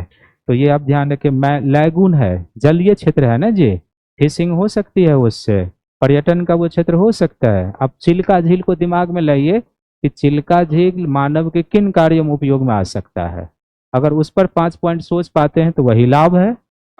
बात समझ में आ रही है? तो क्या है चिल्का झील का उपयोग? लवण पानी है, पीने में तो यूज नहीं होगा, लेकिन किस में यूज होगा? सही है, नमक बनाने में यूज हो सकता है उसका, पर्यटन का क्षेत्र हो सकता है, समुद्री जो एडवेंचर टूरिज्म होता है उसका क्षेत्र हो सकता है, कई जीवों को आश्रय स्थल दे सकता है कि नहीं दे रहा होगा। वहां पर भी बहुत सारे जीव आते हैं। चिल्का को डेस्टिनेशन ऑफ बर्ड कहा जाता है, कई सारे विदेशी पक्षियां वहां पर आके रुकते हैं। वो प्राकृतिक सौंदर्य का क्षेत्र है, आध्यात्मिक और नैतिक उत्थान का क्षेत्र है, यही तो है मैंग्रोव थोड़ा सा हटके। लैगून है तो उसके आसपास वनस्पति होगी कि नहीं होगी, तो वहां से ईंधन और चारा मिलेगा, मछली होगी उसमें। तो वही तो है, जो मैंग्रोव से लाभ मिल रहा था वही लैगून से भी होगा और वही ज्वारनदमुख से। प्रवाल से क्या लाभ मिलता है पर है फिजिकल भूगोल में, यही तो है। तो आप एक हेडिंग बना लीजिए तटीय पारिस्थितिकी के लाभ, और कॉमन लिखिए, ये नहीं कि मैंग्रोव का ये लाभ होगा, तब तो आप यही लिखते लिखते शाम बना देंगे। बस तटीय पारिस्थितिकी का 10 पॉइंट में ये लाभ है। फिर दूसरा पॉइंट इसमें जाएगा कि तटीय पारिस्थितिकी के समक्ष चुनौती क्या है ना। तो तटीय पारिस्थितिकी के समक्ष चुनौती ऐसे ही अभी जो पढ़ेंगे, कुछ प्राकृतिक संकट और कुछ क्या होगा, मानवीय संकट जाएगा। तीसरा फिर किस पर जाएंगे कि इस तटीय पारिस्थितिकी के संरक्षण के लिए सरकार ने क्या प्रयास किए हैं। तब यहाँ पर अगर आपने करंट को पढ़ा है, गवर्नमेंट की पॉलिसियों को पढ़ा है कि हाँ भारत ने तटीय पारिस्थितिकी के संरक्षण के लिए क्या किए हैं, तो आप यहाँ पर लिखिए, तो ये हो जाएगा। तो इसके 3 भाग हो गए और फाइनल फिर कहाँ पे जाएंगे, निष्कर्ष पे। अब कई बार आप लोग कहते हैं ना कि निष्कर्ष लिखने में बड़ी कठिनाइयां होती है, ये आप सोच लेते हैं, इसलिए यही प्रश्न है। अगर मैं अभी इस क्लासरूम में लिखवाऊं तो आप जितने लोग हैं सबका निष्कर्ष एक जैसा होगा, कभी नहीं हो सकता। लेकिन वो निष्कर्ष सबके सही होंगे अपने हिसाब से, ये भी जान लीजिए, वो निष्कर्ष गलत नहीं हो सकता। फर्क किस चीज का होगा कि कौन कितना कंक्रीट लिखा है। किसी के निष्कर्ष लिखने में क्या होगा, वो बैलेंस नहीं होगा, वो बहक जाएगा। और किसी का निष्कर्ष क्या हो जाएगा, 2 लाइन में बड़ा ही कंक्रीट हो जाएगा। किस प्रकार तटीय पारिस्थितिकी सामाजिक आर्थिक पर्यावरणीय दृष्टिकोण से व्यापक महत्व के होते हैं, ये हमें आपदाओं से सुरक्षा प्रदान करते हैं, इसलिए तटीय पारिस्थितिकी का सतत उपयोग होना चाहिए और इसे संरक्षण के प्रयास किए जाने। वो तो सब तरह से लिखेगा। तो ये भूमिका और जो निष्कर्ष होता है ना, ये जितना आप लिखेंगे उतना आपका सही होते जाएगा। इसमें ये नहीं होता है कि हम कोई भी टीचर क्या करेगा, एक प्रश्न का निष्कर्ष लिखा देगा, यही होगा ना जी, 2 का लिखा देगा, लेकिन तीसरे का कौन लिखेगा, आपको ही लिखना है। तो ये सीखना किसको है, आपको है, और ये प्रैक्टिस करने से होगा। इसको जितना आप टालेंगे उतनी ये समस्या जटिल होती रहेगी। अब इस प्रश्न में देखिए कि जैसे प्रश्न है वैसे ही हमने पॉइंट वाइज उठा के लिख दिया कि नहीं, कि तटीय पारिस्थितिकी से मिलने वाले लाभ, तो लाभ, चुनौती तो चुनौती, संरक्षण के प्रयास, और फिर क्या हो गया, निष्कर्ष हो गया। अब हम आते हैं अपने टॉपिक पे। अब देखो कि आगे हम पढ़ेंगे लैगून में, आगे हम पढ़ेंगे ज्वारनदमुख में। तो 2 चीजें आप ध्यान रखिए कि लैगून और ज्वारनदमुख से जो लाभ मिलेगा वो आप पढ़ चुके हैं। अब बात समझ में आ रही है जो हम कहना चाह रहे हैं, क्योंकि आप मैंग्रोव के रूप में उसके लाभ को पढ़ चुके हैं। अभी जो आप मैंग्रोव की चुनौती पढ़ेंगे, क्या वही चुनौती लैगून, ज्वारनदमुख और प्रवाल के समक्ष कुल मिला के है या नहीं है? क्योंकि ये भी कोस्टल इकोसिस्टम है। आप एक चीज बताइए, अगर ये सभी कोस्टल इकोसिस्टम है, ठीक है, तो अगर सुनामी से लैगून का नुकसान होगा तो ज्वारनद मैंग्रोव भी तो कुछ क्षति पहुंचेगी। अगर साइक्लोन से, चक्रवात से मैंग्रोव को कुछ क्षति हो तो इस सबको नहीं होगी क्षति, इसको भी होगी क्षति। तो वो सब के लिए ऐसा तो नहीं है कि जो मैंग्रोव तूफान 150 किलोमीटर प्रति घंटे की रफ्तार से चलेगी तो मैंग्रोव को नुकसान पहुंचाएगा और लैगून को क्या, हाँ तुम बाबू हो तुमको छोड़ देते हैं, ऐसा तो नहीं होगा। जो उसके रास्ते में आएगा सबको वो अपना धड़ दबोचते हुए चलेगा।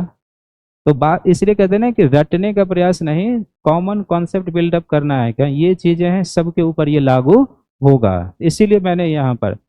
तो अब जैसे ज्वारनदमुख लैगून के समक्ष क्या चुनौतियां हैं, यही चुनौतियां होंगी जो प्रवाल मैंग्रोव की चुनौतियां होंगी। तो वहां पर मैं अलग से चुनौती नहीं लिखाऊंगा, डायरेक्ट हम आपको बताएंगे लैगून क्या है, लैगून कैसे बनते हैं, ज्वारनदमुख क्या है, ज्वारनदमुख कैसे, और लैगून और ज्वारनदमुख में क्या अंतर होगा। बाकी इससे क्या लाभ मिलेगा आप मैंग्रोव के रूप में पढ़ चुके होंगे, इसकी क्या चुनौतियां हैं आप मैंग्रोव के रूप में पढ़ चुके होंगे। कहने का मतलब ये है, एक प्रश्न सिंपल सा ये हो जाए कि ज्वारनदमुख क्या है, उससे क्या लाभ मिलता है, उसकी क्या चुनौतियां हैं, तो आपके कलम रुकने नहीं चाहिए, क्योंकि ज्वारनदमुख क्या ही आपको बता ही देंगे, लाभ मैंग्रोव के रूप में कवर करेंगे तो वो आपको लिखना है, चुनौती अभी आप पढ़ ही रहे हैं, संरक्षण के प्रयास अभी आप पढ़ेंगे ही। तो रटना नहीं है, इसको इस तरीके से समझना है। तो मैंग्रोव के समक्ष क्या हो सकती है प्राकृतिक चुनौती या तटीय पारिस्थितिकी के समक्ष, आप बताइए। क्या सुनामी से तटीय पारिस्थितिकी को खतरा होता है? तो सुनामी से होगा। क्या उष्णकटिबंधीय चक्रवातों से इसको नुकसान हो सकता है? तो चक्रवातों से होगा। क्या अगर ऊंची ज्वारीय लहर आए तो उससे होगा? गंदा पानी, समुद्र का पानी सब क्या होगा, इसको नुकसान पहुंचाएगा। क्या इसके तटीय कटाव और अपरदन से नुकसान हो सकता है? अगर तटीय कटाव एवं अपरदन हो तो इससे भी वनस्पति लैगून सबको नुकसान पहुंचेगा। क्या समुद्र तल बढ़ने से हो सकता है नुकसान? समुद्र तल बढ़ने से, समुद्र तल बढ़ने से, सी लेवल राइज करने से होगा नुकसान कि नहीं होगा? समुद्र तल अगर बढ़ेगा तो क्या हो सकता है, क्या हो सकता है? एक छोटे से उदाहरण से आप समझिए इसको, 5वें पॉइंट को थोड़ा सा बोर्ड की ओर अपने आप को लाइए, बहुत सारी चीजें स्पष्ट हो जाएगी यहाँ पे। मान लीजिए कि सी लेवल राइज कर रहा है, तो जाहिर सी बात है कि इस तटीय क्षेत्र में जो मैंग्रोव सब है उसके अस्तित्व को चुनौती मिलेगी या नहीं मिलेगी? पानी बढ़ते जाएंगे, मैंग्रोव सब का क्षेत्र क्या होगा, डूबते जाएगा। अगर सी लेवल बढ़ता है तो लैगून का अस्तित्व समाप्त हो जाएगा। कैसे होगा वो आगे आ जाएगा। आप समझो कि अभी जब हम लोग पूर्वी तट का डायग्राम बनाते हैं ना तो ऐसे करते हैं, ये उड़ीसा का चिल्का झील है, तो अभी समुद्र यहाँ पर है, ऐसे ही है ना। अब समुद्र सी लेवल राइज करेगा तो समुद्र का पानी क्या होगा, ऊपर बढ़ेगा, और जब समुद्र का पानी ऊपर बढ़ेगा तो क्या होगा, अभी सी लेवल यहाँ पर है तो लैगून है, सी लेवल बढ़ा अब पानी ऊपर जा रहा है यहाँ आ जाएगा, तो लैगून धीरे धीरे क्या होते जाएगा, खत्म होते जाएगा, नहीं हो जाएगा। तो सी लेवल बढ़ने से मैंग्रोव का भी नुकसान होगा, लैगून पारिस्थितिकी सबका भी क्या होगा, नुकसान। एक आंकड़ा है कि जिस तरीके से बंगाल खाड़ी का सी लेवल बढ़ रहा है, अगर इसी तरीके से बढ़ता है तो 21वीं सदी के अंत तक बंगाल डेल्टा, खासकर जो सुंदरबन डेल्टा है उसका 40% हिस्सा डूब जाएगा, जो कुछ बांग्लादेश में है और कुछ कहाँ पर है, भारत में भी है। क्योंकि जैसे जैसे सी लेवल बढ़ेगा तो पानी किधर चलेगा, स्थल की ओर, और जैसे जैसे स्थल की ओर बढ़ेंगे तो इन पारिस्थितिकी को क्या होगा, नुकसान होगा। तो इसके नीचे में आप लिखिए समुद्र तल बढ़ने से, लेकिन समुद्र तल बढ़ने से, समुद्र तल बढ़ने से, समुद्र तल बढ़ने से लैगून जैसे, समुद्र तल बढ़ने से लैगून जैसे पारिस्थितिकी का अस्तित्व, समुद्र तल बढ़ने से लैगून जैसे पारिस्थितिकी का अस्तित्व धीरे धीरे समाप्त हो जाएगा। लैगून जैसे पारिस्थितिकी का अस्तित्व धीरे धीरे समाप्त हो जाएगा, साथ ही समाप्त हो जाएगा। उसी के नीचे दूसरा पॉइंट देखिए, एक आंकड़े के अनुसार एक आंकड़े के अनुसार, एक आंकड़ों के अनुसार जिस तरह से बंगाल खाड़ी का, जिस तरह से बंगाल खाड़ी का सी लेवल बढ़ रहा है, जिस तरह से बंगाल खाड़ी का सी लेवल बढ़ रहा है, बढ़ रहा है, यदि उसी दर से बढ़ता रहे, यदि उसी दर से बढ़ता रहे, तो 21वीं सदी के अंत तक, तो 21वीं सदी के अंत तक, तो 21वीं सदी के अंत तक सुंदरबन डेल्टा का, सुंदरबन डेल्टा का 40% हिस्सा, 40%, सुंदरबन डेल्टा का 40% हिस्सा डूब जाएगा, 40% हिस्सा डूब जाएगा। छठा पॉइंट लिखिए, लिखिए मैंग्रोव में प्राकृतिक कारणों से, मैंग्रोव में प्राकृतिक कारणों से, मैंग्रोव में प्राकृतिक कारणों से होने वाली, मैंग्रोव में प्राकृतिक कारणों से होने वाली टॉप डाइंग, टॉप डाइंग जैसी बीमारी।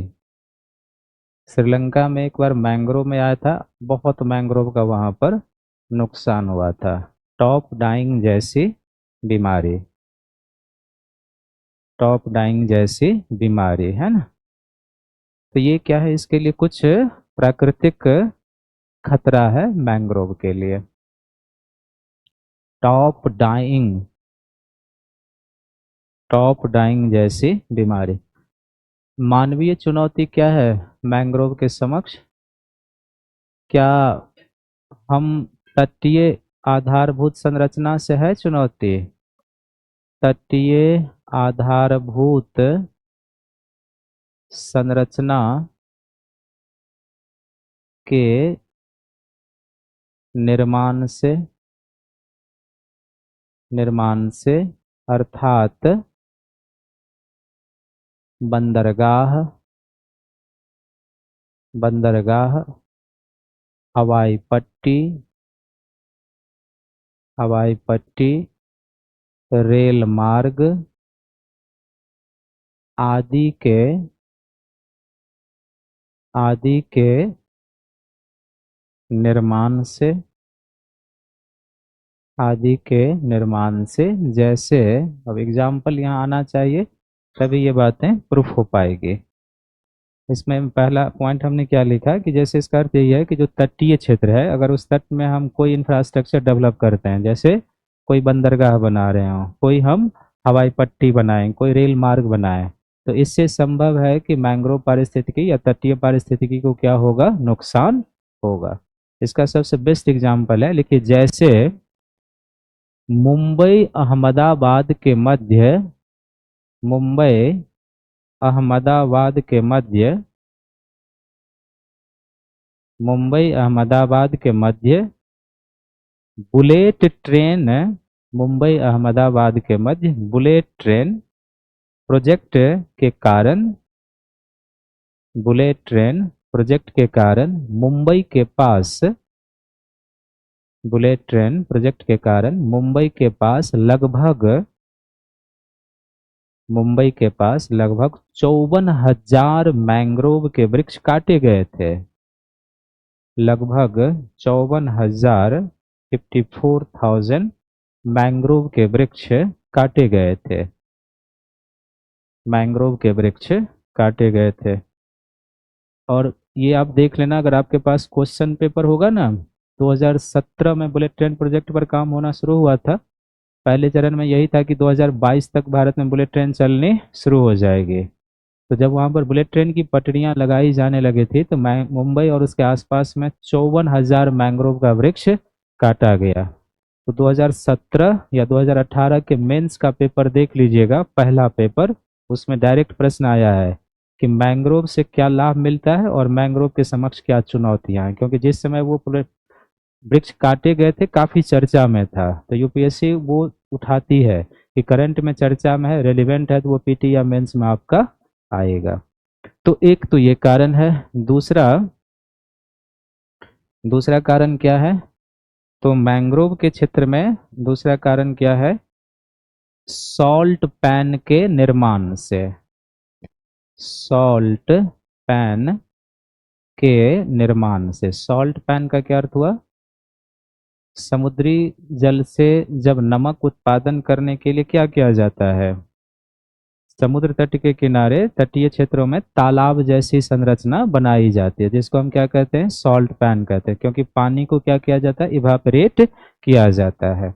अब मान लीजिए कि बंगाल में या उड़ीसा में या आंध्र या तमिलनाडु के तटीय क्षेत्र में नमक उत्पादन करने के लिए जब सॉल्ट पैन बनाए जाते हैं तो क्या होते होंगे? उस क्षेत्र के मैंग्रोव का सफाया होता है। तो सॉल्ट पैन के निर्माण से इससे जो चुनौतियां हैं उसको, और एक पॉइंट और, तीसरा क्या है? अक्वा कल्चर, जल कृषि होता है ना, तो अक्वा कल्चर से। अक्वा कल्चर से। तो अक्वा कल्चर का क्या अर्थ होता है? जल कृषि। जैसे अगर तमिलनाडु में या आंध्र में या उड़ीसा में या बंगाल में कहीं पर भी तटीय क्षेत्र में मछली पालन हो, जल कृषि हो, मखाना का उत्पादन हो, सिंघाड़ा का हो, तो फिर वहां पर क्या होगा? मैंग्रोव साफ होगा। बिना मैंग्रोव साफ किए तो ये खेती हो नहीं सकती है। तो एक्वा कल्चर से भी मैंग्रोव वनों को क्या होता है? नुकसान होता है। फिर चौथा जो मैंग्रोव के समक्ष चुनौतियां हैं वो क्या है? तो औद्योगिक एवं शहरी क्षेत्र का विस्तार। तो औद्योगिक क्षेत्र का विस्तार। दूसरा, शहरी या मानवीय बस्तियों का, शहरी या मानवीय बस्तियों का विस्तार। अब बंगाल में मानवीय बस्तियों का विस्तार है ना, मानवीय बस्तियों का विस्तार। जैसे कोलकाता सब है, आप समझो अगर वो क्षैतिज रूप से एक्सपेंस करता होगा तो किधर जाता होगा? डेल्टा की ओर बढ़ता है, और जब डेल्टा की ओर बढ़ेगा तो जाहिर सी बात है कि जैसे जैसे शहर या उद्योग डेल्टा तट की ओर बढ़ते जाएंगे, आप क्या करेंगे? जमीन प्राप्त करने के लिए वन काटते हैं और फिर वहां पर आप आवास, इस तरह का इंफ्रास्ट्रक्चर तैयार करते हैं। तो जैसे जैसे औद्योगिक क्षेत्र, शहरी, या जैसे यमुना है, ये सब जो है किस में बसा हुआ है? यमुना का खादर क्षेत्र है। ये आज से 20-25 साल पहले यहाँ पर तो जानवर रहते थे, मतलब जानवर मतलब कोई गांव ये नहीं था। ये पूरा यमुना का खादर क्षेत्र है, इलीगल एरिया होता है। और फिर भी लोग धीरे धीरे क्या किया? मानवीय बस्ती बसाते गए और यमुना का बेसिन क्या हो गया? अपवाह संकुचित होता गया। इसलिए आप देखते हैं कि थोड़ा भी जैसे यमुना में पानी बढ़ा, वजीराबाद, जगतपुर सब के एरिया में पानी घुसना शुरू हो जाता है, क्योंकि ये यमुना का बेल्ट है, इसमें लोग अतिक्रमण करके इसमें आ गया है। तो अब पहले आज से सोचो कि आज से लाल किला जो है, यमुना वहां से होकर प्रवाहित होती थी। बात समझ में आ रही है? मुगल शासक वहां बैठते थे और यमुना को देखते थे। आज लाल किला के पास बैठ जाए तो यमुना दिखेगी? वहां से कई किलोमीटर लोगों ने धकेल दिया यमुना को, नहीं धकेल दिया है? आगरा आप चले जाओ, ताजमहल बिल्कुल यमुना के किनारे आज भी है, उस समय भी था। उसी तरीके से लाल किला भी था। तो दिल्ली का विस्तार होते गया और यमुना, कलकत्ता का विस्तार होते जाएगा, क्या होगा? चेन्नई का विस्तार होते जाएगा, क्या होगा? आप बढ़ेंगे समुद्र तट की ओर। तो औद्योगिक क्षेत्र के विस्तार और शहरी या मानवीय बस्तियों के विस्तार से। फिर छठा, विभिन्न मानवीय कार्यों के लिए, विभिन्न मानवीय कार्यों के लिए, विभिन्न मानवीय कार्यों के लिए अति दोहन। ज्यादा यूज भी करेंगे तो उससे होगा ना नुकसान, अति दोहन। फिर सातवां क्या हो जाएगा? अपशिष्ट पदार्थों का डंपिंग।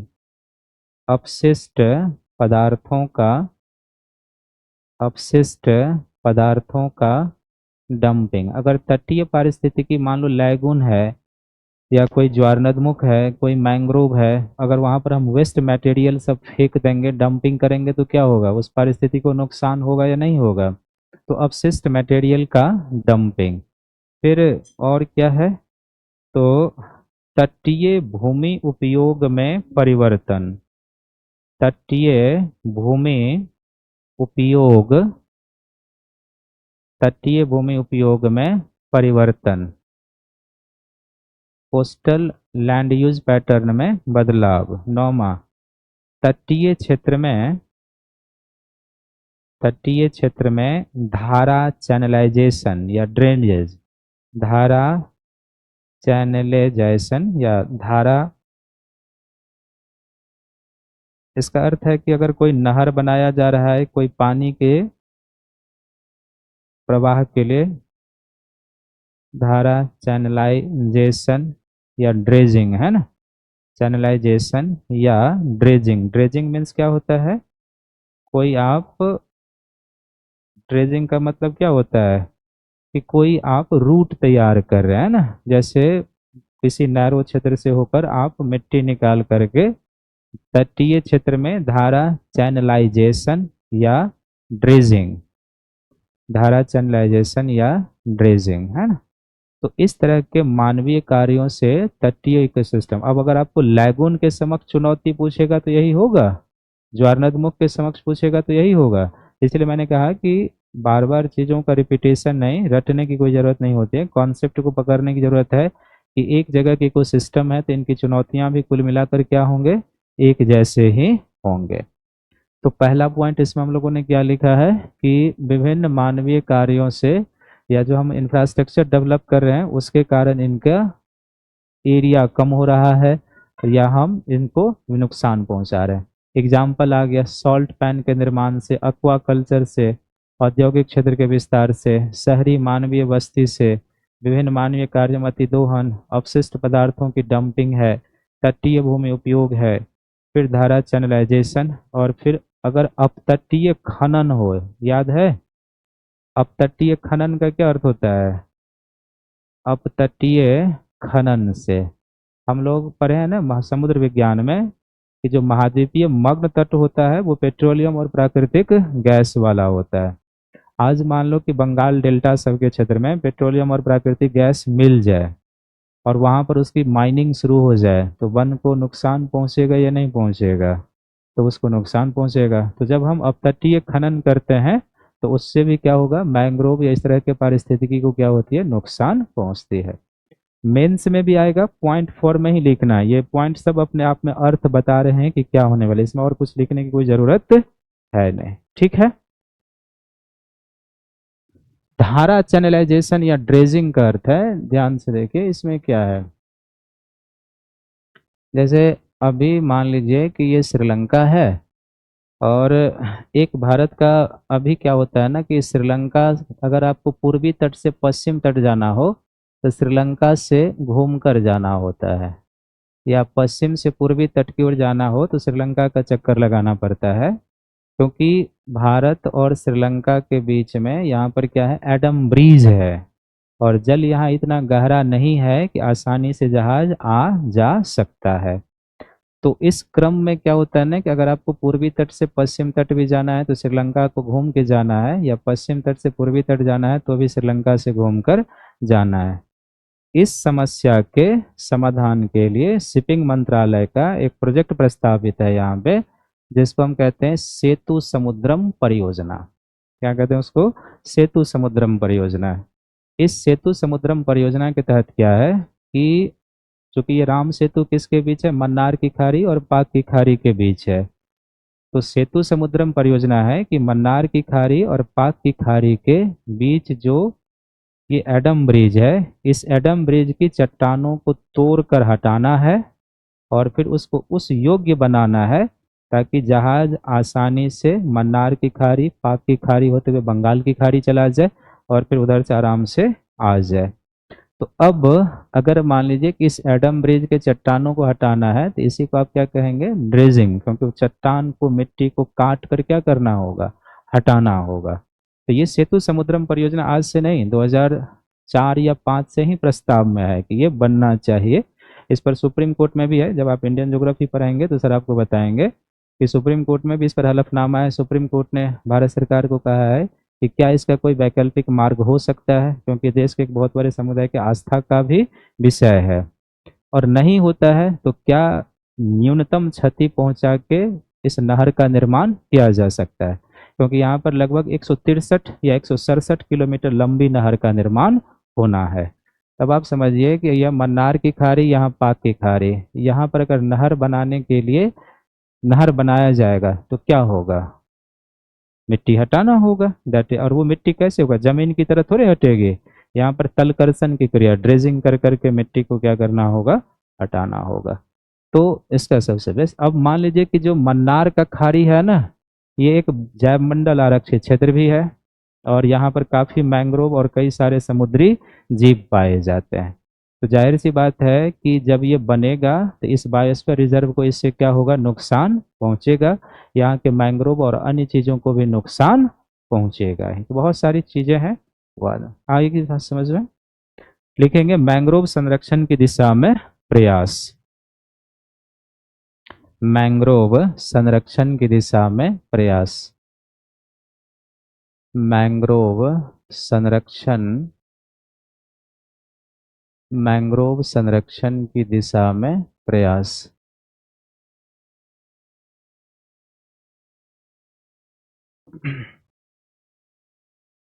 तो जो मैंग्रोव संरक्षण की दिशा में प्रयास है, इसके प्रयासों को अगर हम दो भागों में देख लें, एक कुछ अंतर्राष्ट्रीय प्रयास जिसको भी हम भारत के संदर्भ में ही लेंगे, अंतर्राष्ट्रीय प्रयास, और दूसरा हो जाएगा जिसको हम कहेंगे राष्ट्रीय प्रयास।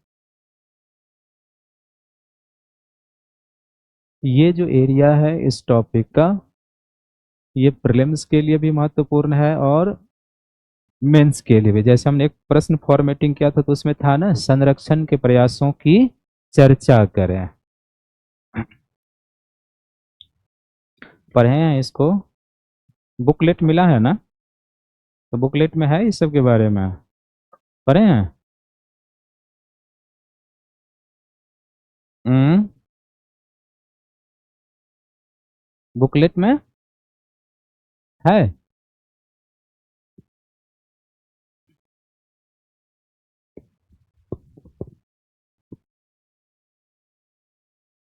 जब बुकलेट नहीं मिलता है तो आप लोग हल्ला करते रहते हैं कि बुकलेट नहीं मिलता है, और जब बुकलेट मिल जाता है तो उसको कोई, हमें क्यों दिखा रहे हो, उसमें देखो कि है या नहीं है। और जब मिलता है तो उसको देखते नहीं आप लोग। मैक्रो इकोसिस्टम है ना, दिया होगा।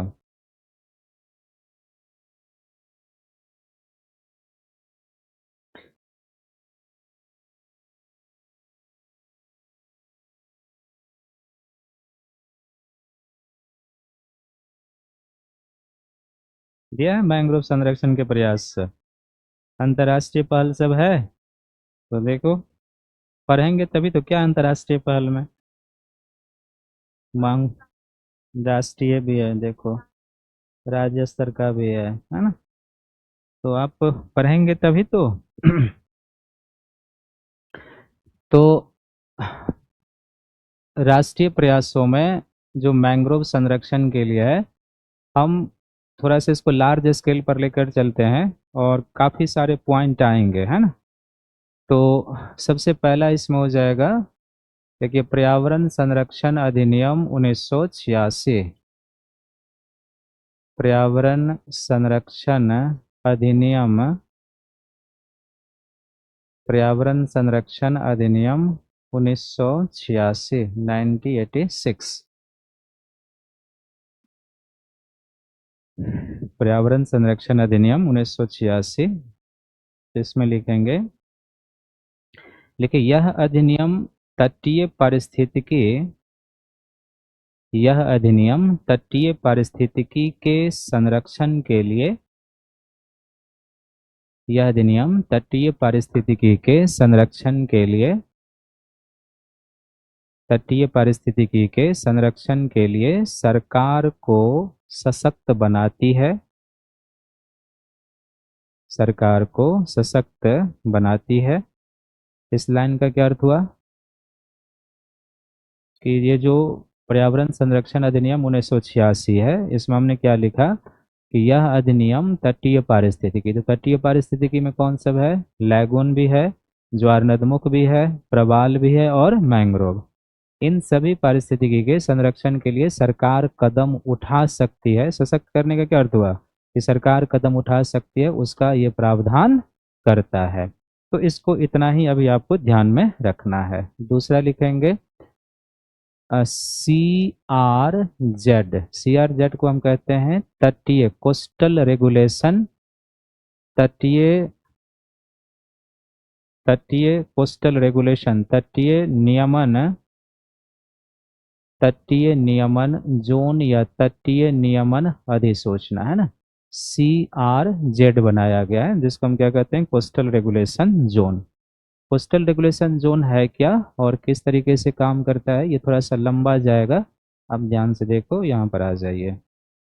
जैसे नाम में ही अर्थ क्या लिखा हुआ है, कोस्टल रेगुलेशन जोन है, तो इसका अर्थ है कि तट से जहाँ पर हाई टाइड आता है, हाई टाइड से लेके 500 मीटर ऊंचे तक का जो तट का क्षेत्र होगा, उस क्षेत्र पर यह नियम लागू होता है।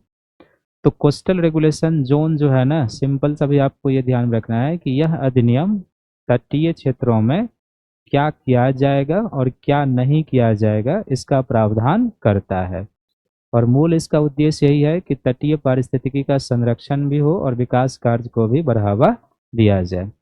तो जो कोस्टल रेगुलेशन जोन है, ये लाया गया है पर्यावरण संरक्षण अधिनियम 1986 के तहत आता है ये, और केंद्रीय पर्यावरण मंत्रालय के द्वारा है ये अधिनियम लाया गया है। पहली बार कोस्टल रेगुलेशन जोन जो है 1991 में लाया गया था। तो पहली बार लाया गया था, तो जाहिर सी बात है ना कि जब इस तरह का कोई अधिनियम होता है जिससे निवेशकों के या विकास करने वाले लोगों के या इस तरह के लोगों के हित प्रभावित होते हैं, तो विरोध भी होना क्या होता है, शुरू होता है कि यह अधिनियम बहुत कठोर है, इस तरीके की बातें। तो 2011 में इस अधिसूचना को फिर से एक बार क्या किया गया, संशोधित किया गया। तब भी जो इस अधिनियम की आलोचना हो रही थी, तो उसको ध्यान में रखते हुए 2012 में केंद्र सरकार द्वारा CRZ की समीक्षा के लिए एक कमेटी बनाई गई, जिसको हम शैलेश नायक समिति कहते हैं। तो शैलेश नायक समिति का प्रावधान 2000 यानी 2012 में और 2014 में शैलेश नायक समिति ने सरकार को अपना रिपोर्ट दिया। शैलेश नायक समिति के रिपोर्ट के आधार पर 2019 में फिर से भारत सरकार ने कोस्टल रेगुलेशन जोन को लाया, और जो कोस्टल रेगुलेशन जोन है उसको 5 भागों में बांटा गया, यानी कि तटीय भूमि जिस पर ये लागू होता है, उस भूमि को क्या किया गया है, 5 जोन में। मान लीजिए कि यहाँ से यहाँ लागू होगा, तो इसको ही क्या किया गया है, 5 एरिया में बांटा गया है। और किस क्षेत्र में क्या होगा और क्या नहीं होगा, इसका इसमें प्रावधान किया गया है। तो आपसे पूछेगा, कोस्टल रेगुलेशन जोन पर भी पीटी में पूछेगा, पूछे भी हुए हैं प्रश्न। और जितने भी इसमें हमने बताया कि किस मंत्रालय के द्वारा लाया गया है, एनवायरमेंट मिनिस्ट्री, किस अधिनियम के तहत आता है, तो पर्यावरण संरक्षण अधिनियम 1986 के तहत ही इसको लाया गया। मूल पर्पस क्या है, कि विकास भी हो और जो कोस्टल इकोसिस्टम है उसको भी कोई नुकसान ना होना चाहिए। इसमें आप लिखेंगे CRZ में पॉइंट वाइज। इसमें पहला पॉइंट देखिए, इसे केंद्रीय पर्यावरण मंत्रालय के द्वारा लाया गया है, हमने संक्षिप्त लिखाया है, लेकिन पूरा नाम क्या होगा, केंद्रीय वन पर्यावरण और जलवायु परिवर्तन मंत्रालय, ये पूरा नाम है, लेकिन हमने संक्षिप्त कर दिया है। तो पहला पॉइंट लिखिए, इसे केंद्रीय पर्यावरण मंत्रालय के द्वारा लाया गया है, केंद्रीय पर्यावरण मंत्रालय के द्वारा लाया गया है। दूसरा पॉइंट, इसे पर्यावरण संरक्षण अधिनियम 1986, इसे पर्यावरण संरक्षण अधिनियम 1986 के तहत लाया गया है या लाया जाता है। इसे पर्यावरण संरक्षण अधिनियम 1986 के तहत लाया जाता है। तीसरा पॉइंट देखिए, पहली बार CRZ को, तीसरा पॉइंट, पहली बार CRZ को 1991 में 1991 में, और पुनः 2011 में, और पुनः 2011 में, पुनः 2011 में इसमें संशोधित किया गया, 11 में इसमें संशोधित किया गया।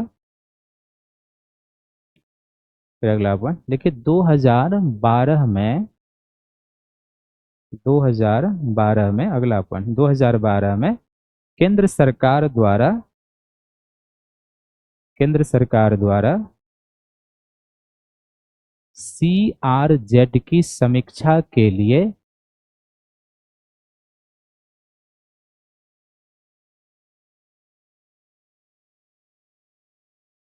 CRZ की समीक्षा के लिए शैलेश नायक समिति, CRZ की समीक्षा के लिए शैलेश नायक समिति का गठन किया गया, शैलेश नायक समिति का गठन किया गया, जिसने 2014 में, जिसने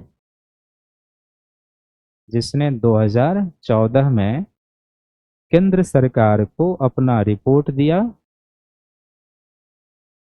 जिसने 2014 में केंद्र सरकार को अपना रिपोर्ट दिया।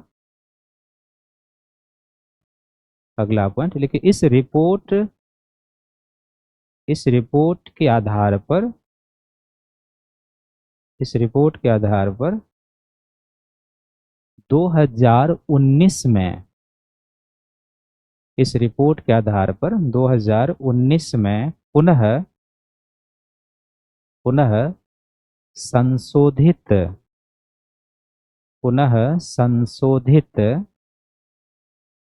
CRZ को लाया गया, कोस्टल रेगुलेशन जोन, CRZ को लाया गया, जिसमें